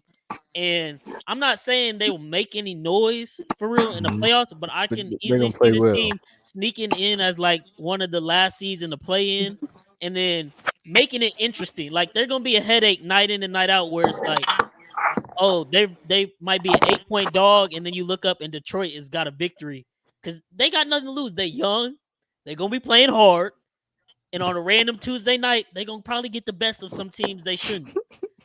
So that's why they my most sleeper team, because I think they about to go from 17 wins last year to probably like 35, maybe 38-ish wins. I think 38 is steep. I think they can do it in the Eastern Conference. So that's fair. Swing it to the West. Same order. Who y'all got in the West? Dang, this one gets hard, bro. I'm not gonna lie. Yeah, I couldn't choose one person for the West. Honestly, bro. I hate you, Chris. I'm not even gonna lie. I'm gonna say OKC. And the reason why I'm gonna say it's not a sleeper though, Bryce. It's not a sleeper. No, I'm gonna give you a great point why they're sleeper to me. But I'm gonna let y'all go first. All y'all pick out. I'm gonna say OKC though. I'm definitely gonna say OKC. Tim. Who next? Clippers. Ice cream with cake. Clippers. I got bro. I couldn't choose, bro. Can I say 2? Who? The Timbs and the Mavs. That's a good pick. What about you, Cam? Rockets. I'm not laughing because I don't agree. I'm just. I wish. I hope so. I hope so too. True. I do support you guys. It means the same thing as the Pistons argument. Is that's fair. Yeah. I just want to see it as a Rockets fan first. And y'all both got great coach. Well, not y'all both, but the Pistons and the Rockets both got great coaches, man. Like it's kind of written in the stars. I got OKC as well. So they're not sleepers. Well, this is why I'm gonna say OKC, bro. Y'all went all the way to the play-in last year without Holman, bro. Now y'all got him back from injury. Then on top of that, bro, like of course we already know about SGA and everything. The one person who really finna take off this year on y'all team, bro, is Jalen Williams. Yes, that's what I know. He's finna go dumb. J-Dub finna go stupid this year. But I got y'all at projected. If I had to say playoff wise, bro, y'all not even gonna be a play-in. I'm gonna say. Wait, how many wins? Before you say how many wins you think? Y'all gonna be in between the 40 to 45 range. I got y'all getting 50. Maybe no, you glazing. You don't. Say like 53, I'm not, bro. 55. No, I'm being so. So serious, look, bro. no. Here's the thing about it, bro. I'm saying that we not a sleeper because of everything you just said. Like everybody is talking about us. Everybody already knows that we have potential. But, to me, that's not a sleeper team, bro. I get that's that. a team on the cusp. I'm saying sleeper because yes, people think y'all gonna be wins. good. I think y'all about to be top 2 in the West because y'all are gonna be young. Y'all are gonna be playing hard. You got SGA, who is a perennial MVP candidate this year, coming off first team All NBA selection. You're getting Chet Holmgren, who has the potential to be an NBA superstar. So that's a duo right there. What we were saying earlier, in today's league, you need a good duo to win. That's your duo right there for the future. Then you got great pieces around. You got Lou Dort, 3-and-D guy. That's a key cog in every championship contending team as of right now in today's NBA. You need a 3-and-D guy in your starting lineup. You got Jalen Williams with an E. His role, he might not get as many points this year because Chet will probably take up some of those shots. But last year he averaged 14, 5, and 4, shooting 35% from 3. You got backup guards. I think Cason Wallace, if he gets an opportunity, I think he could be a great backup for SGA. Yeah, they ain't been playing him, bro. I don't know why. We'll see. But Giddey, pick and roll. Giddey can feed everybody on the team, and he can also get his own buckets. He's so cold. Y'all weren't supposed to be good last year, but y'all were. We weren't good, bro. We just made it in. Y'all were good. We thought y'all were going to be bad. Let's say that we weren't bad. Where the Rockets were, and y'all were way above that. We did. I had us really low in the projections. And every year, it's been a trend. There's some young team that blows up and ends up in the top of the standings, and I think it was the Grizzlies, it was the Kings. Now it's OKC's so you think turn. we're going to get 50 wins, bro? That's why you saying we're a sleeper, because you think we're going to get 50 wins. I think y'all about to get 50 plus wins. Like that's a hot take. That's a hot take. That's a hot take. You got to put a future on it. Yeah. I said 40 to 45. You know, he said 40. That's what I'm saying. I'm saying what I said, Bryce. Like I said 40 to 42 because I'm conservative. I think y'all get 46, 47 at the very least. 50 saying like the least they contenders. That's what I was going to ask you. So yeah, you think 50 you saying they're gonna make like the Western Conference Finals?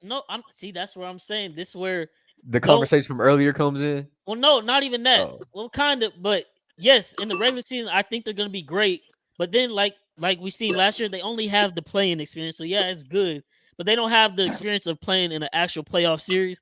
And depending on the matchup they get, like say they mess around, they get first or second, and then you got to play someone like the Suns or Lakers in the 7th seed. No, I'm not finna pick the Thunder to really contend. But it's gonna be a great learning experience for them. They'll be healthy. They have to be healthy. Oh my god. He is not gonna let it go, man. He's not. He just gonna keep arguing about it. But no, I really think y'all can get 47 wins on this team. SGA is a walking 30 piece. Chet, that's cool. He literally got a full year to train with the NBA, be around a team, see how it goes, get his body more prepared. He's gonna be great. Now, hopefully he stays healthy. Obviously, that's a question mark. But if he stays healthy, I think Chet and SGA by the end of this year have a great argument for being one of the top 6-7 duos in the NBA. I ain't gonna lie. He's considered a rookie this year, right? I agree. Yeah, I agree. Come on, a walking bucket and a 7-foot guy who can stretch the floor. There's not too many of them walking around. That's cool, bro. I just want you to have some confidence in your team. I got confidence. You just got too much. Look, man, you picked my team. You picked the Mavs. I want to hear you why you said the Mavs. Yeah, I want to hear why you said the Mavs. That's my because this is why, bro. Because I am so tired of everybody talking about Kyrie Irving. I'm so tired of it. And it's not even about basketball no more. It's not even about like the stuff that happened in the past anymore. It's just a running joke. Like I'm listening to sports radio and they're like, man, just imagine if you had a guy on your team and you just couldn't, like a Kyrie Irving. Like, what are you talking about? Like, why are we doing this? On top of that, bro, like we're not gonna sit here and act like this is the end of Luka's career. Like, this is Luka Doncic, bro. Doncic, whatever. You even say donkey. This is, bro. He disappeared for like the past 2 years or so. They had some struggles or whatever. But like, it's Luka, bro. He's continuously been Luka magic. Now he got a serviceable center now in that Lively kid. I like that kid. I think Gordon just hit one of them threes where it's like, bro, you shouldn't even be making that. As soon as the Lakers get close, stop, because you know his prop. You know his prop was 1.5, and he already got 4 threes. I know it. I don't know. He probably do. That's making me sick. But I think the Mavs will make a decent comeback this year because I don't think it's the end of Kyrie or Luka's story in the NBA. Did Luka sign an extension yet or no? He been signed the extension. I think he eligible for another one soon. Okay, because I was gonna say if this year goes south again for them, you might have to trade him, or he might try to force a trade. I think he's still on the other extension he got from his rookie year, and then Kyrie re-signed obviously. And then they brought in some more pieces draft wise too. So yeah, I mean they're gonna be a solid team. Man's gonna be solid. I think they're gonna be between like borderline 4 to 6 in the West. Okay. If everybody can stay healthy, between 4 to 6. Love 3. Then I chose the Timbs because I think Anthony Edwards is finna have a stupid season. Oh yeah, I think Anthony Edwards. I think he is too, but they have this one guy that I don't like him either. Rudy Gobert, I'm not trusting him. I don't like him either. But just for the same reason, I feel like Luka could carry a team. I feel like Anthony Edwards could do the same thing. And I think he's just gonna go dumb. Oh my! I can't wait to watch him play. Agreed. There go Brown. Tim, they told you to catch your breath from those scoops and get some water. Yeah, bro. Dude, they text me on the side. They said you effing that ice cream up, bro. It was good, fam. It was good. He said, it ain't going nowhere, too. This is good as fuck. He wasn't even alive. Cam chose the Rockies, but we know why. I want to hear him explain Why? it. Make me a believer, Cam. I need it. Said make you a believer, bro. Yeah, bro. Give me some confidence about my team. Can I finally make it worthwhile to go to a Rockets game this year? They still gonna lose. Yeah, easily. Relax. Nah, I think they're kind of like. I think they're going to be what OKC was last year. Finally, this time though. You know how OKC wasn't really afraid of nobody. They was young. They came in. They played everybody hard. They play in the playoffs. Played everybody hard or whatever. But I love the coach they picked up. I love Ime. I think he's gonna finally make these guys play some defense. I think the ball gonna be moving around. You're not gonna be seeing Jalen Green ISOing anymore. I think Jabari about to take another step, and then Amon Thompson, man, this kid gonna be cold. He gonna be like at 6'7" for him to be handling the ball like that, and then he just faster than everybody on the court every time. Quick, bro. Every time he's in. It's just crazy. It's just crazy to see. But also, they added veterans. Easy. Yeah. Don't do that to my Rockets right now. What? You talking about should anybody be choosing the Rockets? We got some talent now. Nah, man. Just gotta put it together.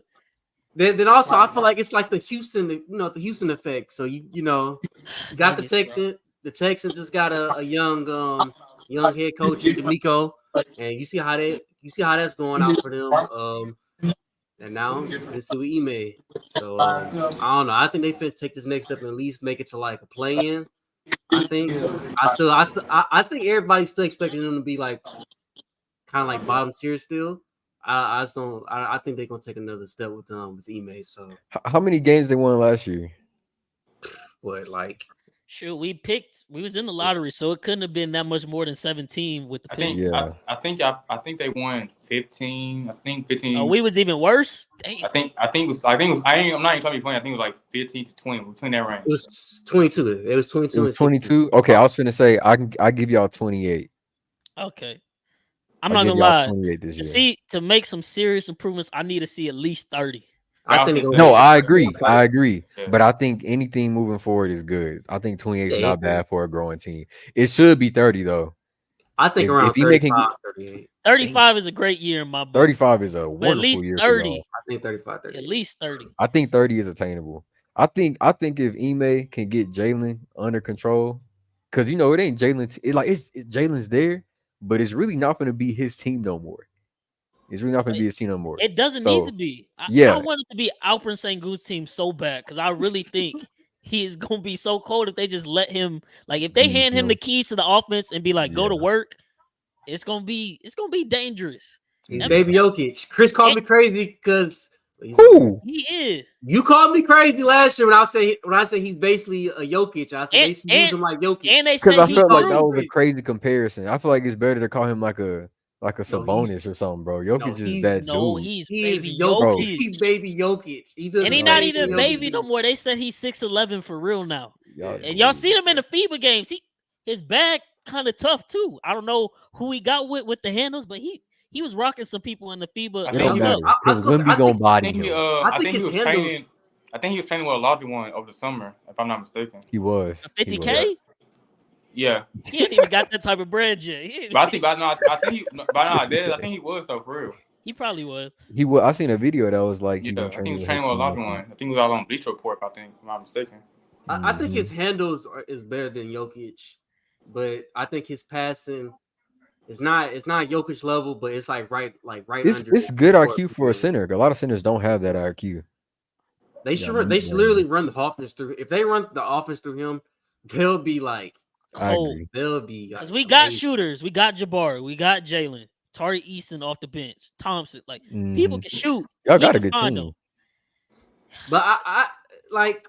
Even with Fred running the team, I kind of like that too because now you can see Jalen Green coming off the ball, getting his shot off, off like even off ball, whatever. Even contrary to popular opinion, I actually like us having Dylan Brooks. He brings an attitude to our team. I would too. Dylan Brooks is like having Patrick Beverly on your team. Yeah, we need that. You don't want to go against him. We need a villain.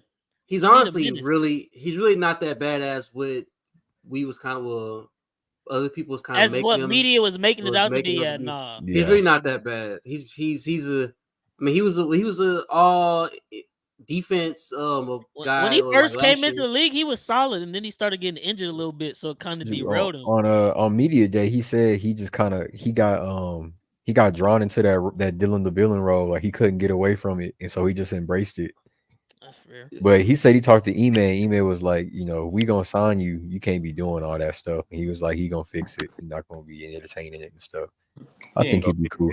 The only issue with the Rockets is the same issue with any young team is that they can't finish games. Like they play really well during the game, but for whatever reason, they cannot close it out and win. That's where a vet presence like Fred VanVleet is really crucial because he's been in some tough big games in his career. He can help us out there, but let's go. We got 3 more topics. Best preseason futures bets.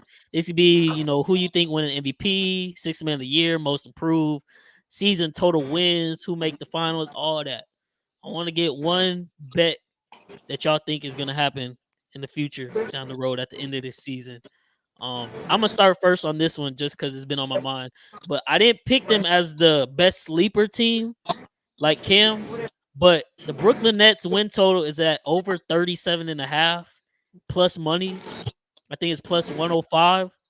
I think that Brooklyn team is very liable to win 40, if not more, if they're staying healthy and they're firing on all cylinders. They're gonna be competing. They're gonna be running. They're young. You got Ben Simmons who's gonna be orchestrating now. And like Cam said, I think Michael Bridges, he's a really elite offensive player. So I think he's really about to take off. And we saw like glimpses of it last year a little bit, but now you got a full offseason because you got traded in the middle of the year off the fly for Kevin Durant. So it's kind of hard to walk into that situation and ball out. But Brooklyn Nets over 37.5. I locked that in this morning. Take that to the bank. I think they might finish top 5 in the East, if not even better. So now, do I think they're real contenders though? No. So if they play Boston, Milwaukee, Miami in the playoffs, no, I don't think they're gonna win, but they'll be competitive. They'll play them tough. They will play them tough. I think they'll make it go to 6 or something like that.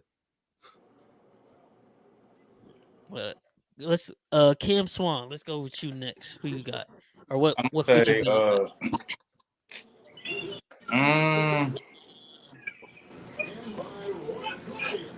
that's really tough, man. I'm still gonna still go my sleeper. I ain't gonna lie. I'm still gonna go with Orlando going over that win total. I ain't checked to see how it was this morning, but I'm pretty sure they're gonna be over that win total. I got it projected to be in the high 30s, like 38, maybe even to 40 if they could stay healthy. But I'm gonna say 38 as the max cap and be a playing team. So I'm gonna say that for Orlando. I'm gonna say 38 wins. Okay. What about you, Chris? I was trying to see if I can find Orlando projections. I'm gonna say what I said the other day. Malik Monk, 6th man of the year. Easy lock. Easy lock. What's the odds on it? Don't know.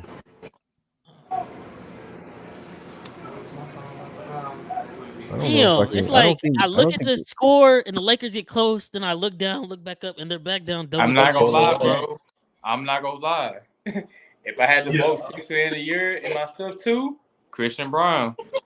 Boy, get the y'all sleep on my boy Christian. I'm trying to tell you. Y'all, that man is I'm not being but like he's a literal basketball winner. He won a state ship in high school, won a college ship, won the NBA finals his first year. Like he just got winning in his blood. He's a hooper.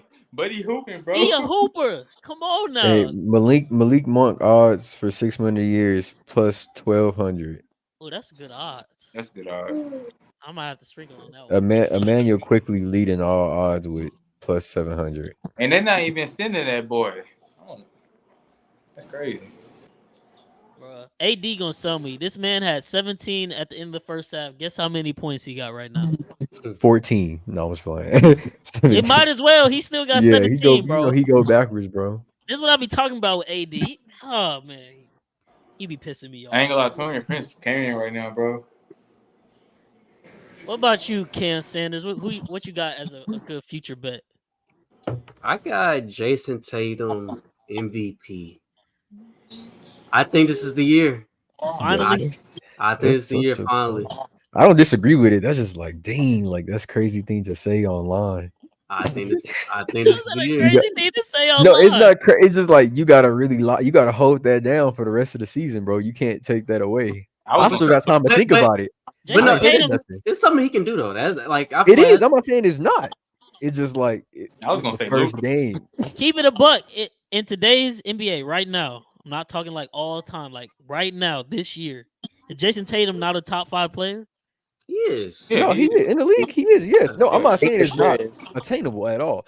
My other hot take was, I'm kind of regretting it now because of the conversation we had earlier. But I had, Celtics winning the East. I had them winning the East last year too, though, and they ended up getting 2nd place. So that's fair. I like it. I hope he balls out because I think he's really good. But of course, the consistency problems. Even though, like media be on Jason Tatum's case, but if Jason Tatum is a terrible player, what is everybody else? Because at the end of the day, he's always in the Eastern Conference Finals at the very least. So we got to cut him some slack. I think his rookie year, he was facing Braun.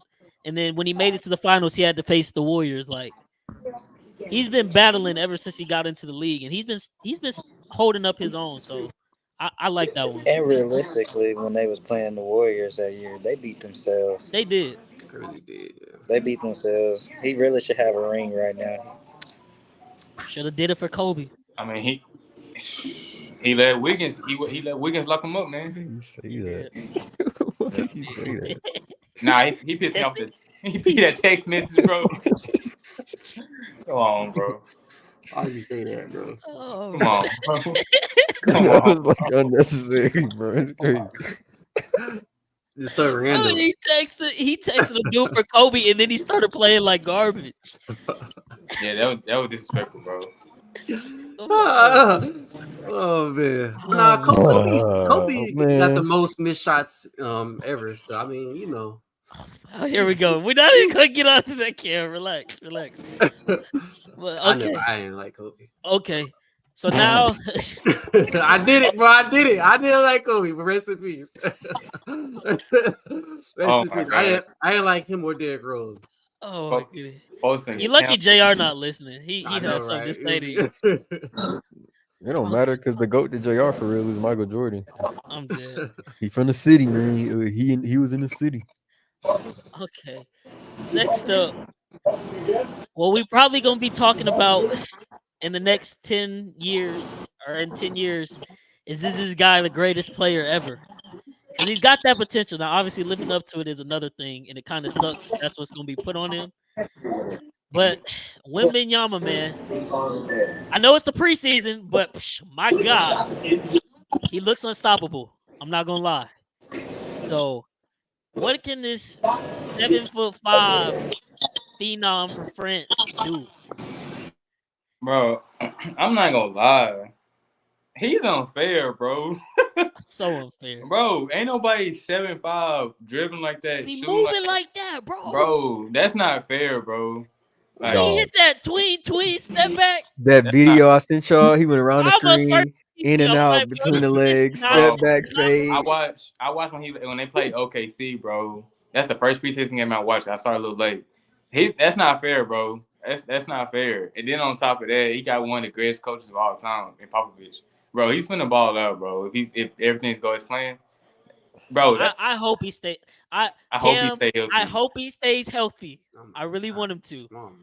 Nah, I'm gonna say he is gonna stay healthy because, bro, I need to see how he gonna come out his career, bro. Because, bro, I'm sorry, bro, but that's not fair. How he dribble like that, bro. And nah, that ain't fair, bro. I don't even want to be like everybody else who be glazing and stuff, bro. But it's not fair, dog. No. I don't even care at this point, bro. He's cold. Like he's cold. He's going to be a problem. He's the reason because people talking about it's still gonna be like a growing season for the Spurs. They're gonna have a hard season. I don't know. I'm not sure. I need to see it. I'm going to the game. They're gonna be growing for sure, but like as far as people saying like, oh, he gonna get to the league and they gonna rough him up. You can rough him up if you driving at him, but at the end of the day, he probably still might block half those shots once you drive into his chest because he's that long. Pause. Like I had to say it myself before y'all go.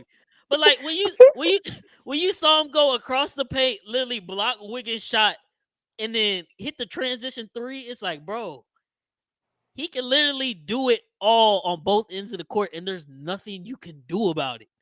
Like he's gonna be a problem for years to come. In San Antonio, that's not even like a bad roster around him. Like Trey Jones is solid, Johnson solid, Jeremy solid. That's a like Devin, that's not really that center. It's not really a bad team overall. So he got piss me off, bro. Hold on. So look, San Antonio is ranked number 25 in the power rankings right now. They projected to win 27 games on the season. Okay. How you feel about that? I think they could do more than that. I think they could do 30. I'm gonna say 30. They project how much? 27. I could say 30. It's 29 and a half in the sports book though. It's 27 on ESPN. For wins? Yeah. I mean that's probably a fair line a little bit. Yeah. I really don't know how good they're gonna be. Like obviously he's gonna make them better, but like as far as just winning games, they're gonna have to learn how to win. But he's definitely gonna help a lot. Shoot, last shot I don't care who got the ball. Wimby, go guard him. You put your hands up, it's gonna alter the shot. They're gonna have to do something different. Bro, I'm gonna use the Spurs on 2K, bro. Nah. I'm gonna use the Spurs on 2K, bro. Nah, you can't do that, bro. I already ordered me another PS5 is coming in Friday. I'm gonna use the Spurs. Oh, can't do that, bro. Nah, I ain't gonna lie, bro. You're not even good on 2K, bro. They nerfed his dribbling. I don't care. I'm gonna make it work, bro. Okay, so we all agree, like, obviously this dude is an alien, but stat wise, what numbers do y'all think he needs to hit for you to say, like, oh, he had a good rookie year? Like, obviously, there's some people who got sky high expectations. Like, I'm not saying he finna come in the league and average 28, 10, and 8 or something like that, but like, what's a reasonable stat line that's fair to him? And you think, okay, he does that, he good to go. Like good to go as a rookie or good to go in his career? Good to go as a rookie. First year in the league. Like, I'm gonna let y'all go first. I gotta think on this one. I'm gonna say like only gonna say this because I think that he's gonna be looked at to get it. Like it'd be different if he was on a team but they already had other scorers for real. But he's not. He's on a team that's probably gonna build around him for real. Damn, James, that was tough. I'm gonna say 20 points. I'm gonna say I really want to say 8 rebounds, but I'm gonna say 7 and like 3 assists a game. But what's gonna matter is his blocks. I would say his blocks. What's gonna matter is his blocks, and I think he probably averaged more than 2 blocks a game. Oh yeah, like if there was a 2.5 bet, I would take it. Yeah. So like, forget just up close. He could go block a 3-pointer. Like it's nothing. Who was somebody was just talking about it. They was like, you think you open on the 3, and he's sitting at the block, and the next thing you know, he already in front of you without even running at you. He just jumped. The one, I think it was the first game versus the Warriors in the preseason where I forgot who drove, but he was standing at the 3-point line, and they are literally like he's sitting on the 3-point at the wing, and they are literally at the free throw line in the middle of the court. And he just reached his arm out and tapped the ball out, and then got a breakaway dunk. And it's like, you never expect to lose the ball right there because can't nobody do that. Like nobody can reach that far and help defense and smack it out like that. So yeah, I'm just hoping nobody hurt that boy, man. I hope they don't got like he tall. You know how NBA players are like I'm a dunk on him or I'm a block him or whatever. Ja, that's first thing he's trying to do if he able to. That's fair. That's fair. But I just hope nobody like get him on a shot or something because they feet when they that big be fragile. You seen his exercises though? Yeah, he's a limber. It's all about his feet. All his exercises about his feet. So I want to see a long, healthy career for him. I think point wise, I'm gonna say like around between 16 to 18, maybe 18. That's fair. Rebound, because I know like he's not like obviously he gonna get rebounds, but he ain't gonna be like ideal rebound. So I'm gonna say same thing, probably like between 6 to 8. That's fair. But blocks, I feel like that's probably gonna matter the most. I feel like he definitely needs to be top 5, top 10 in blocks in the league. Like that's off real. Top 3, motherfucker. Really 7-6. What is going on with Austin Reeves free throws tonight, dog? I don't know, bro. I don't know, but those free points. I need 12 more points. This is crazy. But he definitely gotta be like you said, like top 3 in blocks. Like that's no excuse. That's the one thing I'm really gonna be checking the most. Like block wise, like he has to be because bro, that wingspan is crazy. He has to be able to get out the main blocks. So that's what I'm gonna say. I think 20 is reasonable. Anything better, which is very obtainable for him. Yeah, just icing on the cake. But as a rookie, coming out in the league averaging 20 points, I think that's pretty solid for him. And then I'd say like anywhere in the 6 to 8 rebound range because he's not necessarily gonna be on the block or down in the paint all the time to go grab those boards, but just by basis of his height, he need to be grabbing some. I think he can literally average. I don't know what the record is for average blocks per game, but I think he might be in contention to break that multiple times throughout his career. Like he just breaking his own record. But I would like to see at least 2. 3 is like great, but at least 2 blocks per game. And then because he's tall and he's going to be drawing a lot of attention, I'd like to see like 3-4 assists. I think that's a solid stat line for him. And I think he's negative 145 odds to be rookie of the year. I do think Chet will have, like, if Chet plays how I think he can, I think Chet will have a good argument to be rookie of the year. But with the Wemby hype train, as long as he does what we think he gonna do, I don't see Chet being able to overstep that and voters actually voting for him. Even though he might be rookie of the year in his own right, the way he plays, but Wemby hype is just too much. It's just with Wemby though, he not gonna have to share them buckets for real. No. Chet sharing it with the top 5 scorer in the league last year. That's gonna be tough to get points. This game's over. Yeah, it is. Well, me and Cam both got sold. Chris, I think you got sold as well, because what was the over 228? Yeah. What's this, 218? Starting off with 3 L's. I need it. Look at that. This man AD really scored 0 points in the second half, bro. That's the game right there. I did AD and Jokic rebounds combined. I gotta see how much they did together. LeBron's daddy. Hey man, I think y'all sleep on Wemby's blocks. No, what are you talking about? I'm just saying, like, that's crazy. We all does get like 4 y'all saying 2. I'm thinking. I said more than 2. No, I said he should average more than 2. I said as long as he top 3, I don't care. He said top 3. It don't matter. Yeah, I think the average. Okay, this is what I think is average. I think points per game is going to be like 23.5 because they're going to count on him to go out there and get face. Hey, I mean, they're gonna count on 23.5. Not really crazy though. Only reason I didn't give a higher than 20 because I don't feel like he gonna play that much. Like I don't feel like he gonna get that much playing time. Okay, look, check it. Produce like that. The record for most average blocks per game is 3.5 by Mark Eaton. Second is Manute Bol with 3.34, and third is Akeem with 3.09. He's gonna demolish that. Not demolish it. But I think he's gonna get 4. 4 games? I can see it's just hard to do that. It's very hard to do that. I told y'all from the beginning. He's a rim protector and he's a shot blocker. He's one of the best. He's one of the best shot blockers we have ever seen already. Look, the thing about 4 games is that it don't mean you getting 4 blocks a game. It mean one game you probably gonna get 2, and the next game you're gonna get 8. Like that's gonna be the hard part is if he can get 6 to 7 blocks a game to maintain averaging 4 blocks a game over an 82 game season. Bro, that's tough. When he does, he can.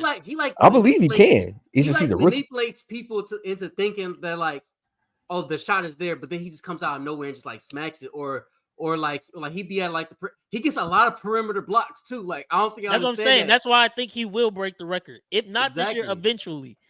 But and so also my point is this is another hot take. I told y'all this before, but say it again on live. Rookie of the year, defensive player of the year. Book it. Both of them. When was the last time a rookie won defensive player of the year? Probably not since. Probably not since like Bill Russell. Will Chamberlain. Bill Russell. Probably not since Bill Russell. I know it's not modern day. I'm not gonna lie. If he sets the blocking record, he has to win it. He has to. Yeah, he literally has to. And as long as he's like a high 3 range of blocks, I think he'd be close to winning it. And I think it'll also be interesting to see because we haven't seen it in preseason, but obviously that's preseason. I wonder how his foul situation will be like. Like, will he, as a rookie, kind of get into foul trouble sometimes, or like how smart can he be? Because like we see in Jaren Jackson, who's a great shot blocker, but the man fouls out in like 8 minutes of game time if you let him. So like, can he balance being a shot blocker and staying out of foul trouble? That's gonna be something interesting to see. But I can see what you're saying happening. I just don't want to put that expectation on him as a rookie. Yeah. Like if he does it, more power to him. That's great. But I'm not finna sit up here and say like, no, you gotta break the record of blocks per game. Yo, rookie year. I'm not saying he you has 18-year-old French boy, like go do that. No. I'm not saying that at all. This is me just predicting what I think he's gonna do. I'm not putting that on him and saying, oh, he has to do this. No, this is just my prediction of what I think was gonna happen. Yeah, I think he can do that for sure. I think he can. I wonder what the odds for that is. I'll sprinkle on it if I can find it for sure. That's crazy. I mean, okay, Bryce, how many rebounds does Jokic and AD have, bro? I gotta see if myself went over. Jokic got 13 rebounds. Okay, that's so good. That hit. What about AD? I think AD needed more than 10, right? AD got 8. Oh my god, bro! He sold It was, everybody. bro. It was a I hate street clothes. Bro, it was 23.5. It was a 23.5 over, bro. 24. Oh, I've been look, bro. This Y'all man look at the had score. 17 at Look the at the half. score. He did not score. Look at the total. Oh my god. It's 224. I needed 228. Bro. If he hit this free throw, you think they shoot a garbage time free or 3 for the bro, all AD had to do, bro. He just need to get 3 more rebounds, bro. He's not getting it. Denver just gonna dribble the ball out. It's 24 seconds left. They don't care. I thought it was Denver shooting the free throws. Nah, it's Cam Reddish. Well, it's gonna be a long season.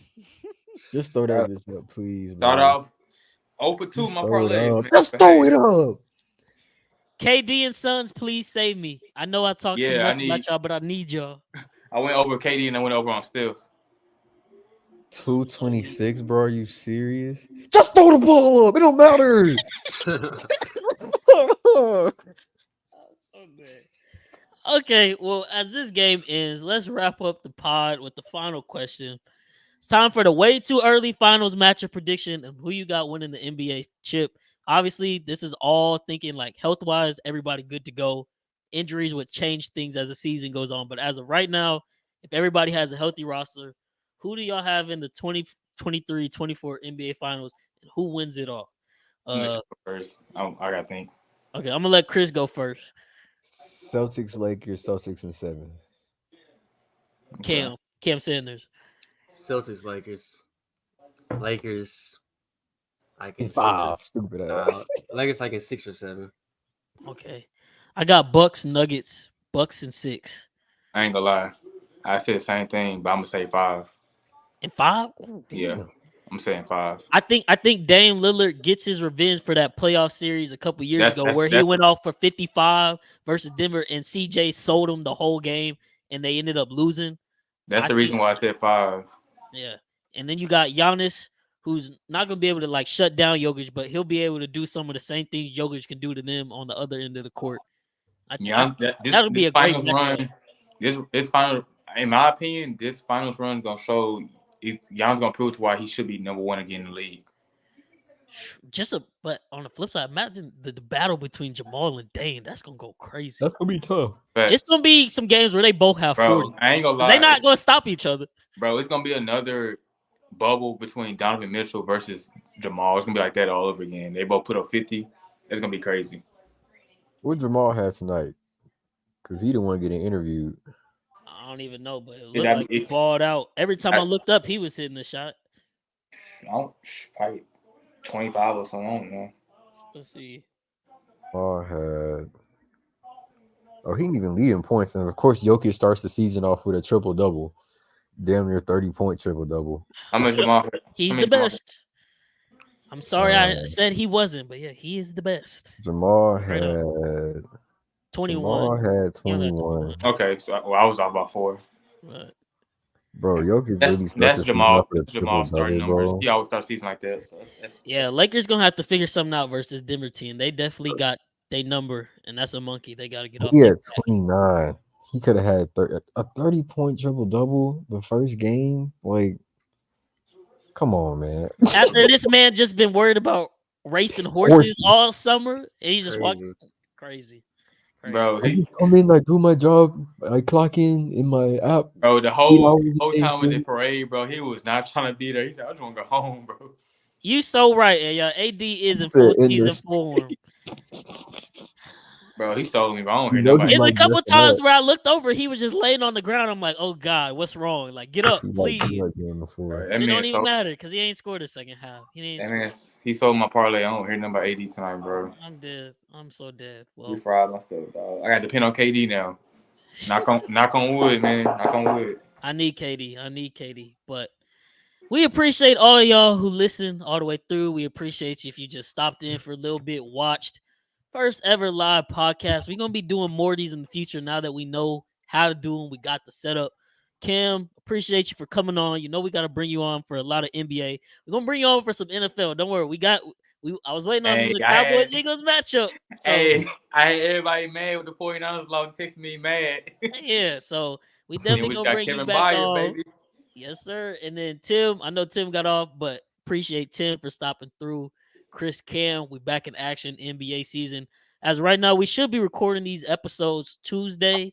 We'll talk more in our group chat to see, but maybe we'll try to plan something like we do at least one live podcast every month for the people. So we'll see that. Thank you again, Auntie, for the birthday wish. You know, I still got a couple more hours till I'm 25. That shit's old and no. old that boy. Once you get 25, boy, you old. I'm finna wake up. I'm finna wake up with back pains tomorrow just because you with back pains. You finna wake up with dementia. No, I'm just... I love y'all too. Like I said, we appreciate y'all for coming through. Stay on for these last, 40 seconds. I made a new outro, so I'm gonna play that as we sign off. It's your favorite kids from the neighborhood signing off. Bryce, Cam, Chris, the other Cam. I'm dead. I'm cussing. We'll see y'all later on the next pod, man.